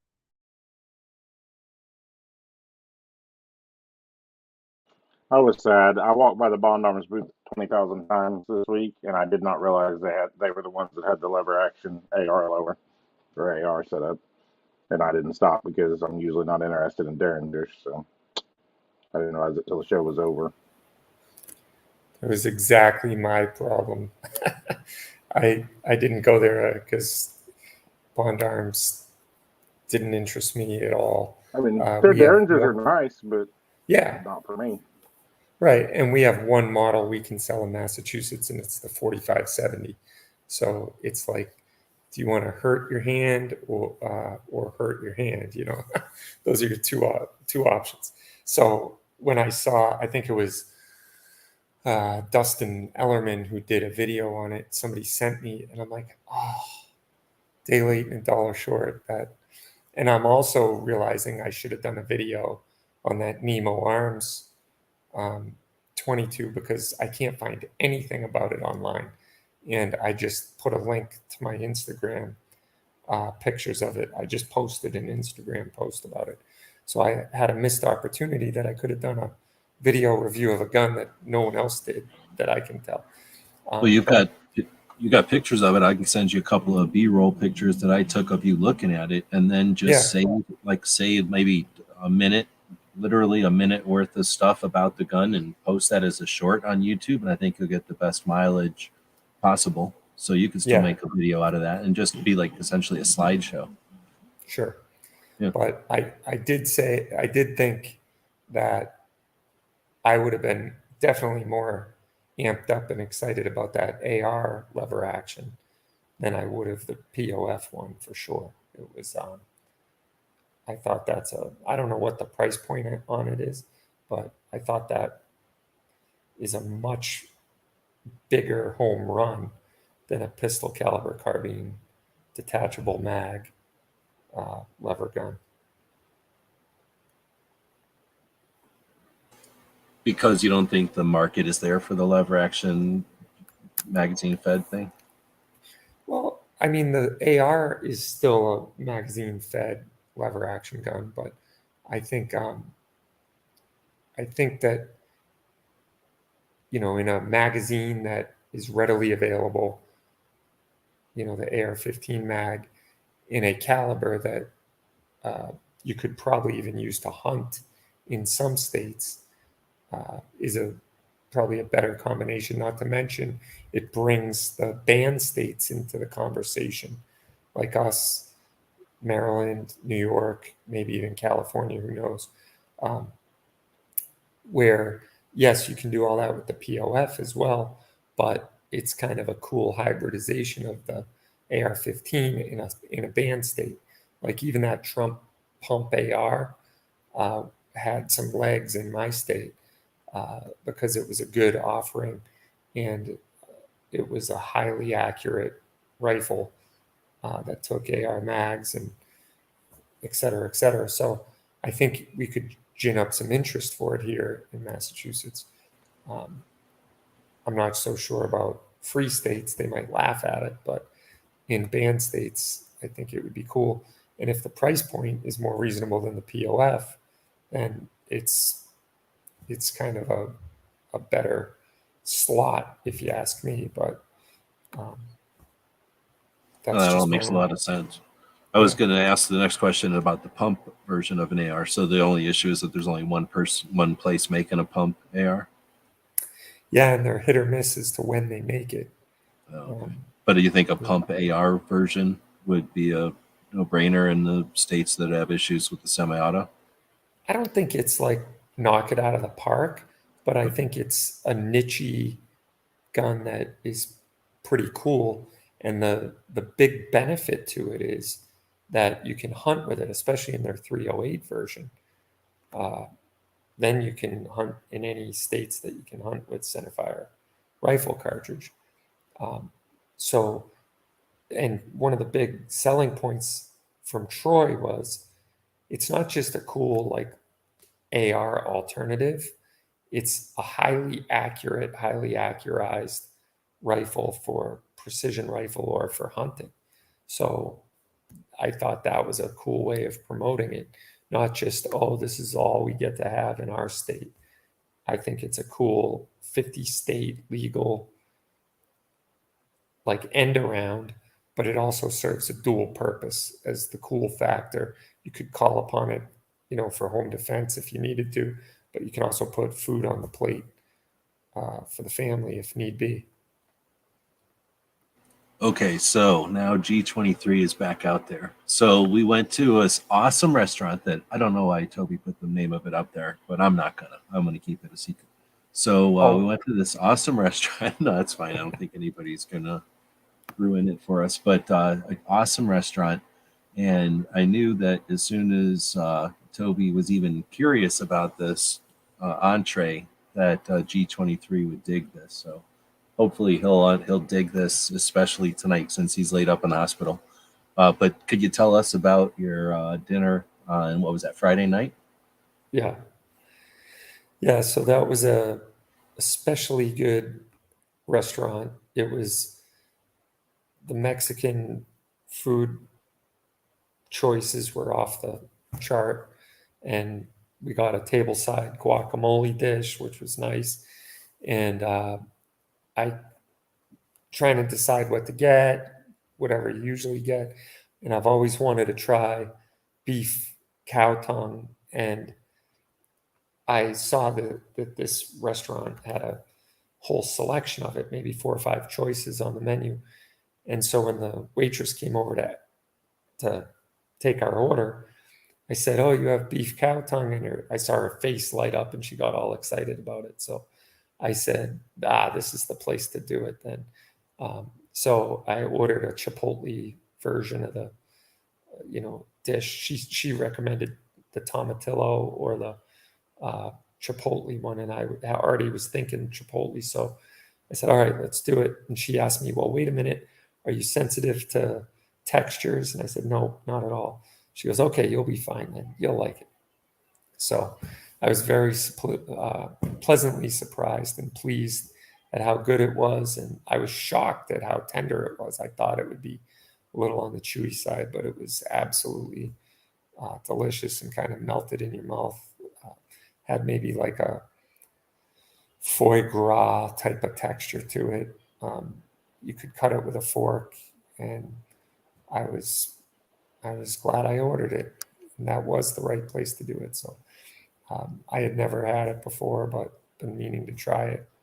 The last deer I shot, I cut the tongue out, and I was going to do it, and then the dog was with me while I was butchering the deer, and all of a sudden I heard the stainless bowl tip over, and I look at him walking away with this, chewing, and he chomped that thing down before I could even react. So it was pretty funny. So I didn't get to have the deer tongue, but the cow tongue was excellent.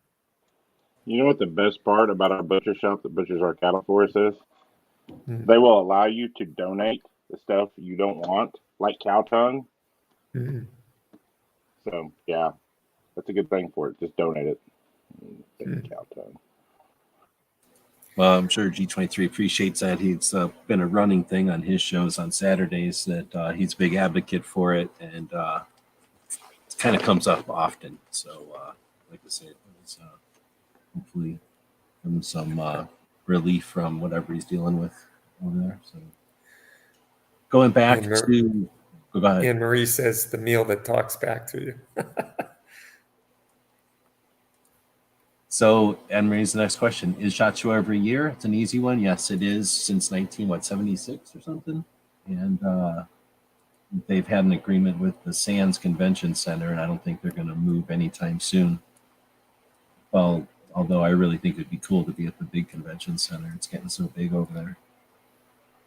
I will say that what was pleasantly surprising, and I found out that I really enjoyed it. Last year, they opened up the Caesar side of it, but it was only like a third full because of all the craziness that went on. This year, it was full. I'm a huge fan of the layout and the vibe of Caesars. I really enjoyed it this year.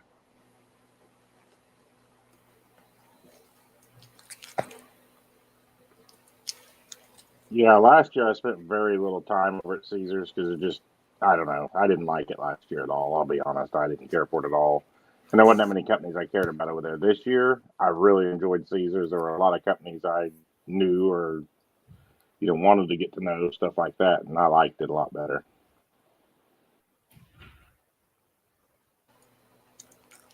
I don't know. I guess I don't know. I think there's some things that they could do to make it a little more interesting to have that kind of split show, but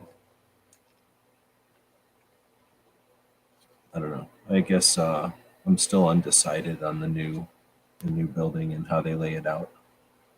What if they put like all the military in the new building? Would that be horrible? Instead of dividing military up all weird like they do? No, that'd be a decent idea. I mean, they would screw whoever's going into those 6 rooms because that's what happens. I mean, and kind of the military doesn't really mind being in those weird rooms because unless you know where to find it now, you're not wandering. Well, some people probably get lost in there, but most people aren't wandering through those rooms. You have to go kind of find them. But maybe I'm picking a bad thing. What if it was all hunting over there, right? What if it was all the gun safes and something like that? Like instead of being kind of random how it is, because that's the part that I guess drives me nuts is how just completely random it is to the both buildings. It'd be cool if you could isolate, I don't know, airsoft. I don't know. In the old days when it was in the old convention center, they would put airsoft by itself and all the clothes was by itself. Like it took me a long time to get used to the clothes being all intermixed with everything. Because back in the day, it was like gloves, boots. They probably didn't dig it, but all the gloves and boots and pants and helmets were all in a corner. And you could just not go over there if you wanted to. But it also let the people that were there for clothes not have to walk through shotguns and reloading and everything else, right? So it's not really a question, but if it was compartmentalized like a big Cabela's, would that be better or worse? If everything was by next to each other, would that just be getting all the different companies in fights because they had to be, all the reloading companies are next to each other? I don't think that. Oh, go ahead, Sam. No, go ahead. No, please. I was just going to say, I think it would be way better for the person walking the show floor. But much like Walmart, I think it's better this way for the, vendors per se or exhibitors that it's mixed in, because a lot of people would never go look at a boot company's booth when they're there to look at guns. Yeah, I agree. I think that I don't think the companies would like if all of the clothing was right there. But I think that you would miss so much of the show because for me, part of the fun is just walking aisles and literally seeing a boot company, a light company, a knife company, a holster company, a gun company, all right in a line. You're like, this is awesome. Like, where else can you find this? And I think compartmentalizing will force people to miss a lot of the show. I mean, that's just my opinion. I think you're right with that. I think 100%. I just don't know if people would want to or not. I think some people would appreciate not having a lot. Oh, there would be people, like, especially like the buyers, like shop owners or whatever. I think they would appreciate that. Say, hey, we really need to focus on getting more backpacks, or like you said, more boots or whatever, and say, hey, there's the boot corner, there's the backpack corner. For those people, I think it'd be great. For media, I think it would not be good. Anne Marie had said, I appreciate everyone sharing their experiences. Since I'm extremely new, I had no clue what SHOT Show was until a few weeks ago. And I think often when you watch coverage, it's still not necessarily clear what it is. So it's one of the reasons I value everybody's time to offer this. So thanks. In addition to Anne Marie, I'm thanking everyone for sharing their experiences. I might do another one of these shows if you're interested. I'll invite everyone again, but I blind copy everybody, but I invited pretty much everybody. I shook their hand, and I might do a couple of these throughout the week to see who all shows up and get this kind of just with a sketch kind of outline, get this kind of feedback from everybody. Chicago Mike said earlier, it's going to NRAM is going to, NRAM is going to be my first show and kind of like a pre-SHOT Show, so that way I know what to do and learn everything. I'm going to just use that as a tangent to kind of ramp it down here.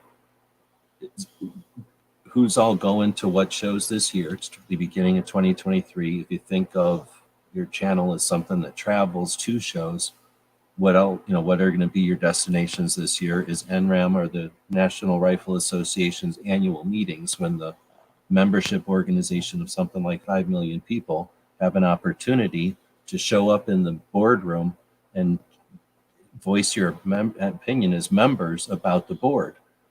And then most of the people go there for the exhibits that also happen, which is like a mini version of SHOT Show.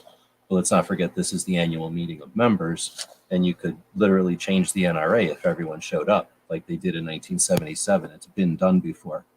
But speaking of NRAM, there's other things. KD is doing the train and learn event. There's other events going on. So we'll just go around the thing. Is anybody going to go to any other events? And if so, what are your big ones for the year? Toby, is the Rapid Fire Radio going to travel at all anymore this year? I don't know if we'll make it out to NRA. I would like to go. I'm a life member, never been. And I probably should, if we're going to continue to spread or cast the net far and wide. And it's a much different crowd there. Obviously, it's more of the consumer side of the industry than the supplier side. So that's cool. And I have 2 industry shows that I go to, one in February, one in August. So a big portion of our travel budget gets chewed up in those 2 shows. But we should probably do NRA. When what is about it this year? USCCA? That'd be another good show? Yeah. USCCA is one of the sponsors of my Rapid Fire show. So that would be a good one to go to. And, we do so much with USCCA. Which one is first? I don't even know the dates of either of them. Off the top of my head, I have to go look at USCCA. NRAM is what, in May? Yeah, I think that's about NRAM's in April this year. Yeah, it's April 15th weekend, that weekend right around there, whatever that weekend is. And where? Indy. Indianapolis. Okay.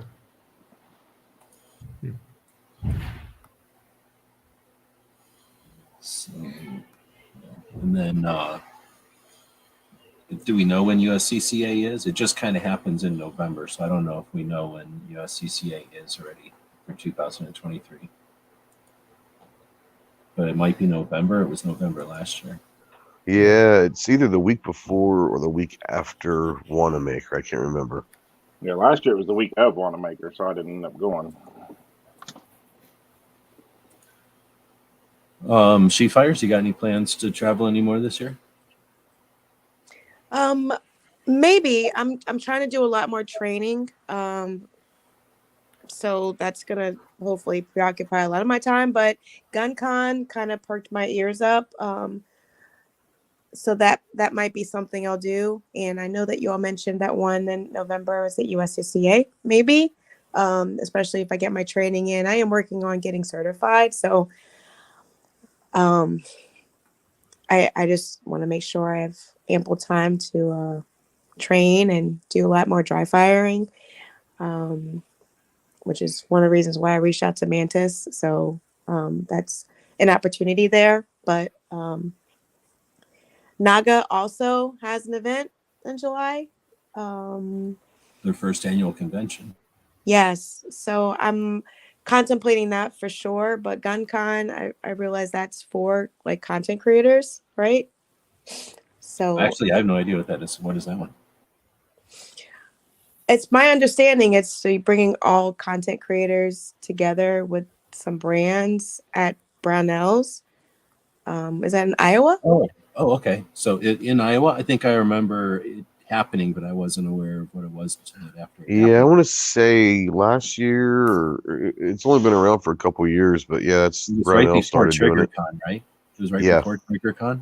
So kind of right before gun rights policy. So whatever, September-ish, if I remember right.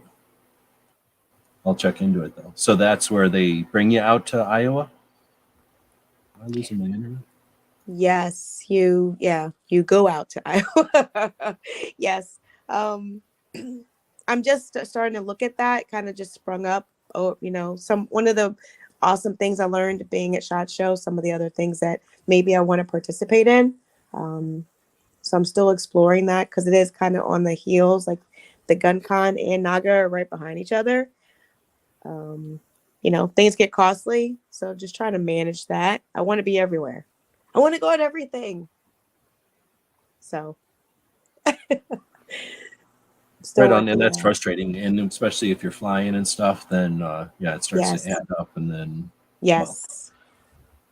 professional shooters have sponsors, and they go out and do stuff, and these events, well, depending on the event, they're going to be all kinds of opportunities and potentials there. So having them in mind and then having them as goals is nothing wrong with that. We'll have more conversations. We're trying to talk Clover into continuing to do something on Tuesdays. Something like what we were doing with the preliminary to SHOT Show, just to keep doing it for people that are interested. So, keeping things on the horizon is always a good idea. And then things, you never know when things change. Let's see, Snob, what do you got? You went to TriggerCon last year, right? Yeah, I'll What are go you back gonna if do it's this year? close again. It just depends on where it's at. But I'm What for is sure that? going to. TriggerCon was an event that started back in Washington State as a kind of like an elaborate gun shop, bringing a bunch of, how like a big gun shop will bring a bunch of manufacturers to their parking lot or like to some kind of a thing. It was just got really elaborate. So like a manufacturer's day at a gun shop turned into a couple of days at a convention center type of thing.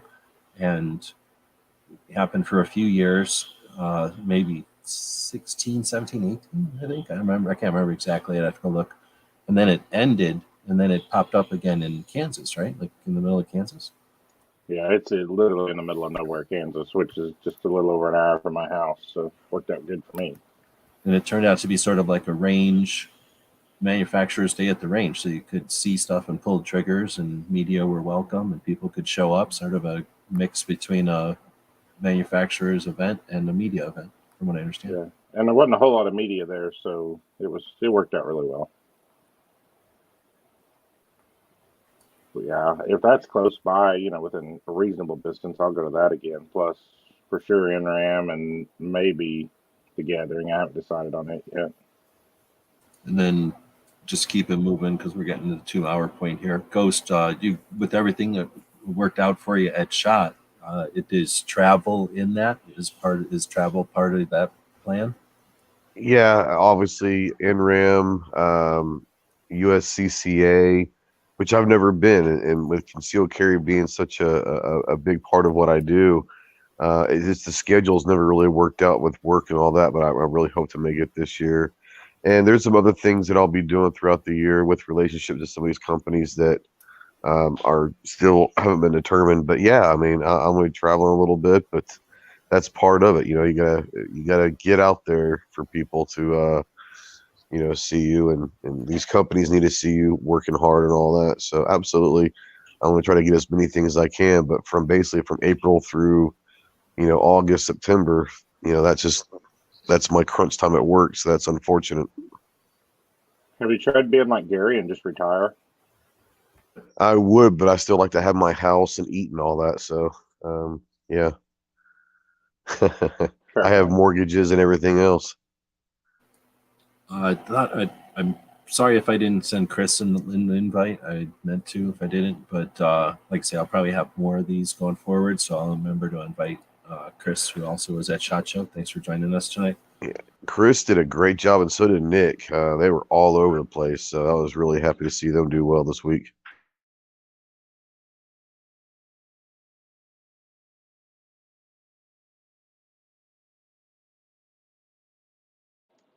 I'll answer that with one word: friendships. Oh, snap. I was muted. So, guys, we hit the runway here at the end. We got a couple more that are coming in at the last minute here that we'll hit as we get off the tarmac. But Emery says, what was each of your highlights for SHOT Show? Go backwards. Ghost. The vibe was back. It was nice to see the vibe back at SHOT, and I think everyone had a productive week. So I'll just say the vibe. Snob. Friendships. Stuff to do That's a about. good one. That's a good one. Right on. Chief Fires. Yeah, it was meeting everyone that you've seen online or here online. That was a big deal for me. And then Toby. Yeah, that's what mine was.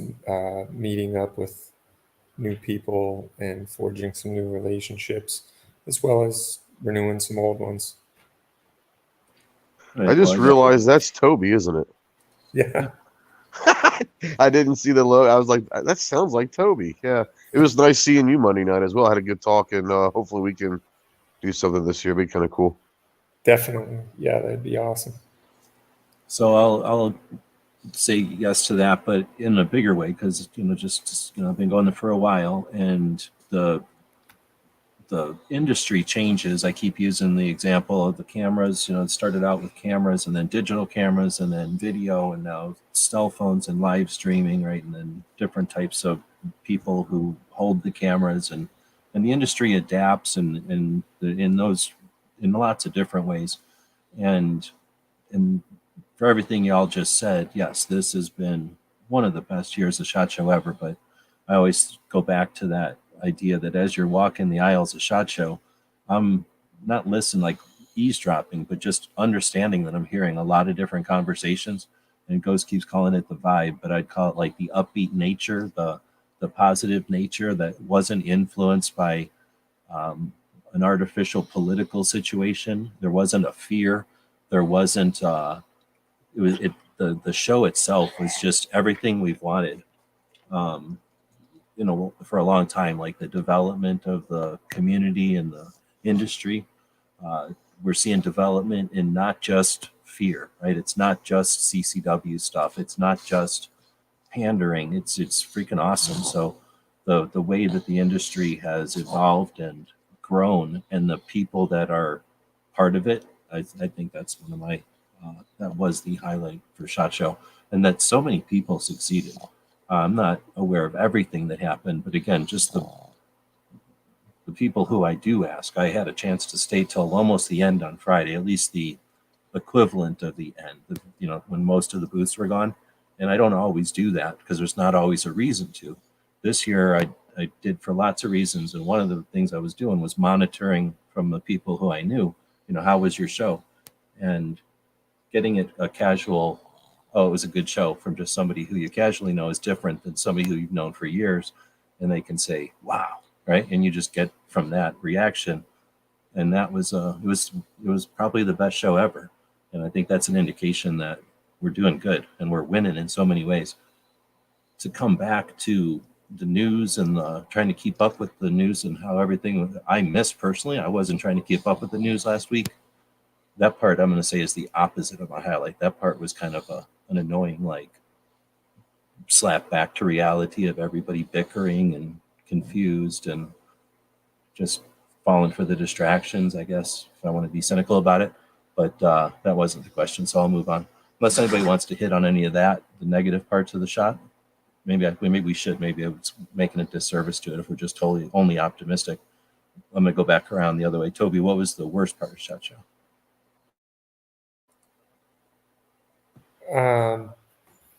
Well, the fact that I was in extreme pain for the whole show, and a little bit of the unknown nature of it for me, because I'm still what I would consider a rookie, and hearing what some of the people said about their podcasts, and just outright asking, like, I didn't go all the way. I got people to verbally commit, but I didn't say date and time or here's what I'd like to do and why don't we sit down and kind of napkin this out.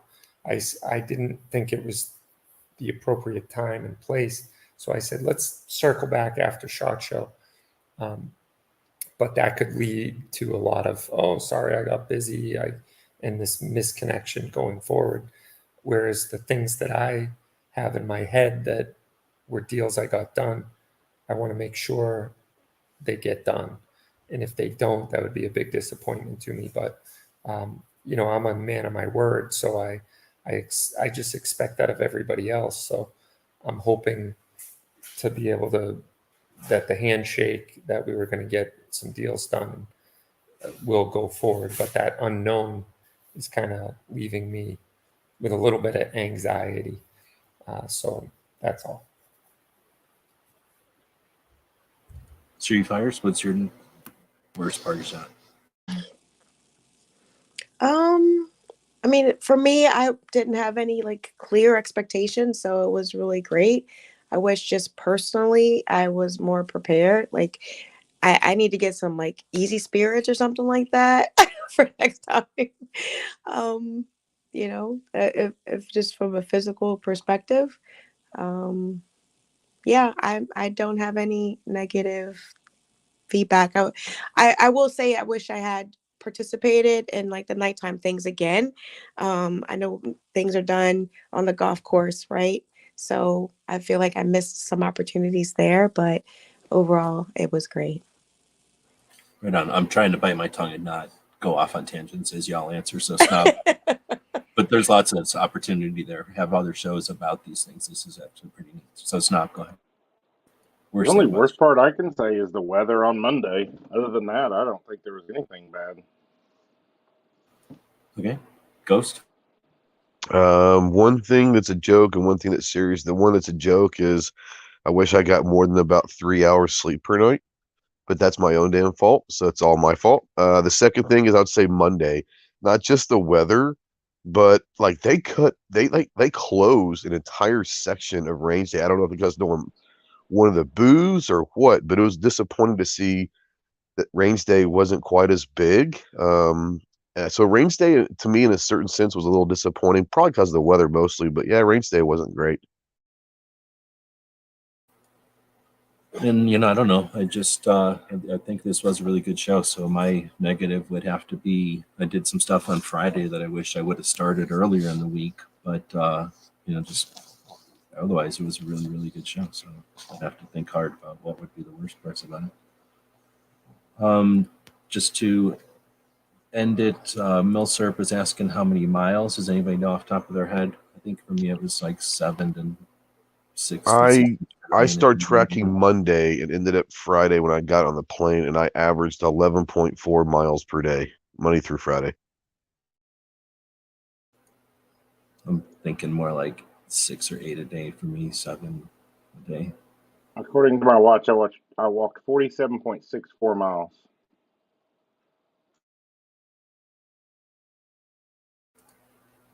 And then the last one is I want to end it with Chicago Mike saying I didn't have the proper camo equipment, but I definitely he's looking forward to getting that. So If it's one you of got a those, cell phone, you're good. yeah, it's one of those age-old ones where you can't. Everybody's going to have their own interest in what they want to do, right? This is to some extent a hobby, to some extent an art, to some extent a creation. So everybody's got entitled to whatever they want to do, right? And you've got to learn and you got to figure it out. So without mansplaining to Mike what he wants to do, how did your camera situation work? We'll end it with that one tonight. So I'll go backwards again. Ghost, how did your camera situation work out? I had one camera. I had 3 extra phones for backups, but I used my phone and it worked beautifully all week. That's all I used was a phone all week. How about Snob? Real quickly, you don't even know what your proper camera equipment is until you've been there, honestly. And That's fair. after this is my 3rd SHOT Show, this is the first time I ever didn't take a mirrorless or DSLR or GoPro, none of that. I used my iPhone and some wireless mics, and it was the best thing ever because I could carry everything I needed in my pocket. Chief Fires, how did your camera go? Yeah, for the long form, I used my Sony. But for the short form, doing like IG reels and things like that, shorts, I used my phone. It worked out. Toby, you had the phone?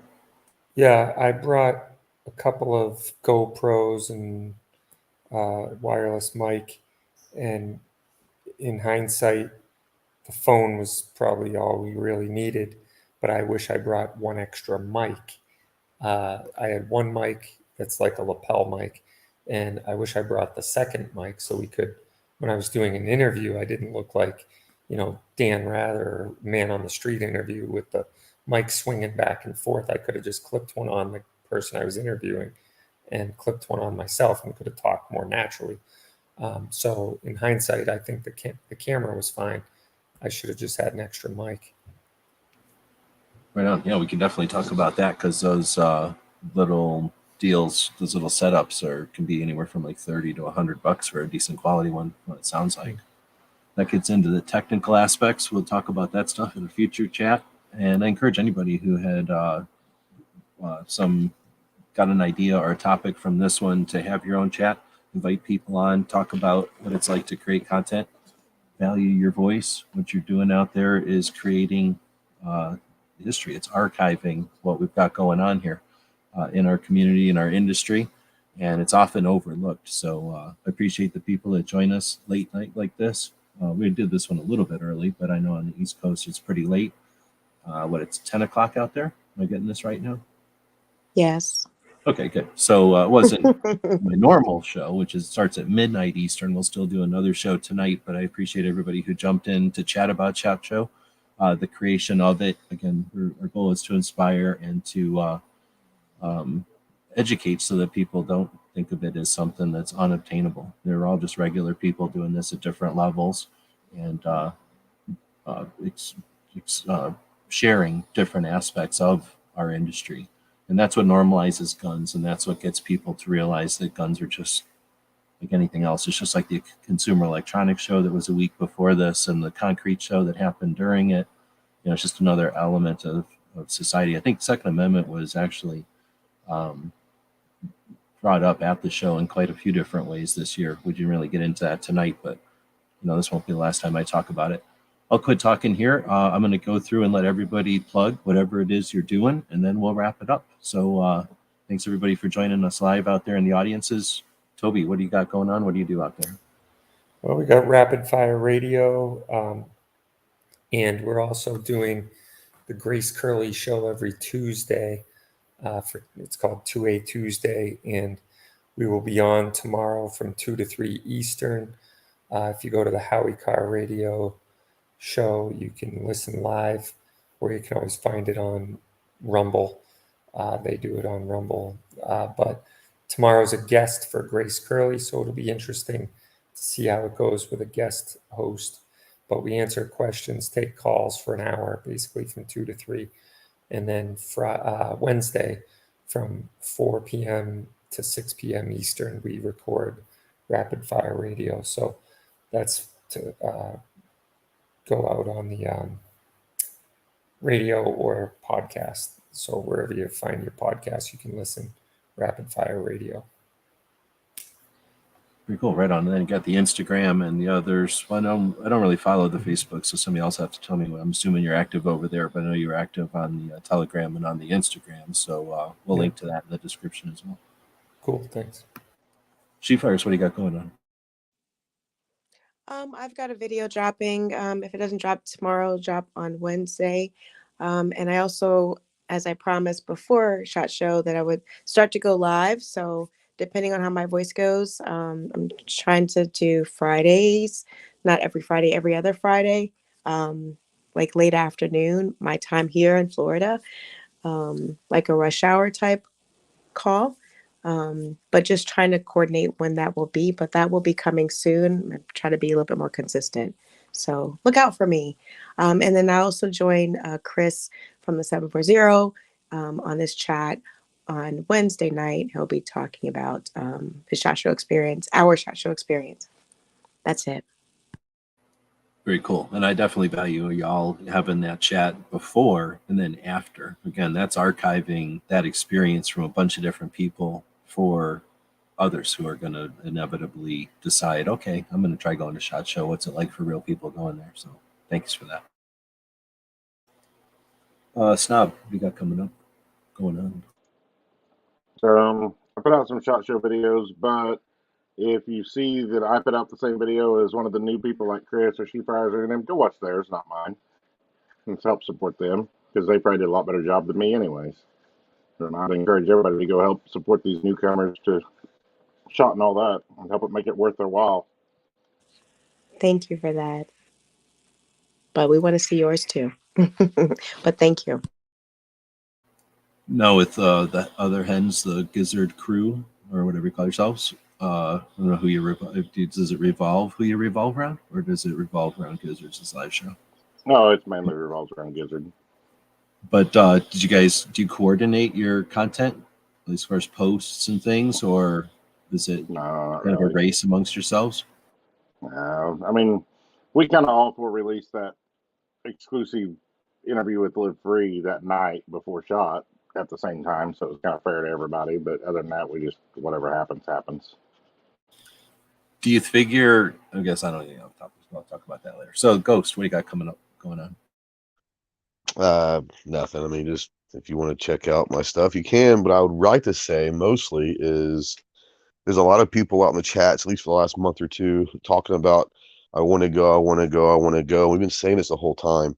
Look, ask She-Fires, like she bit the bullet and she went. Ask Chris from the 740, he bit the bullet and he went.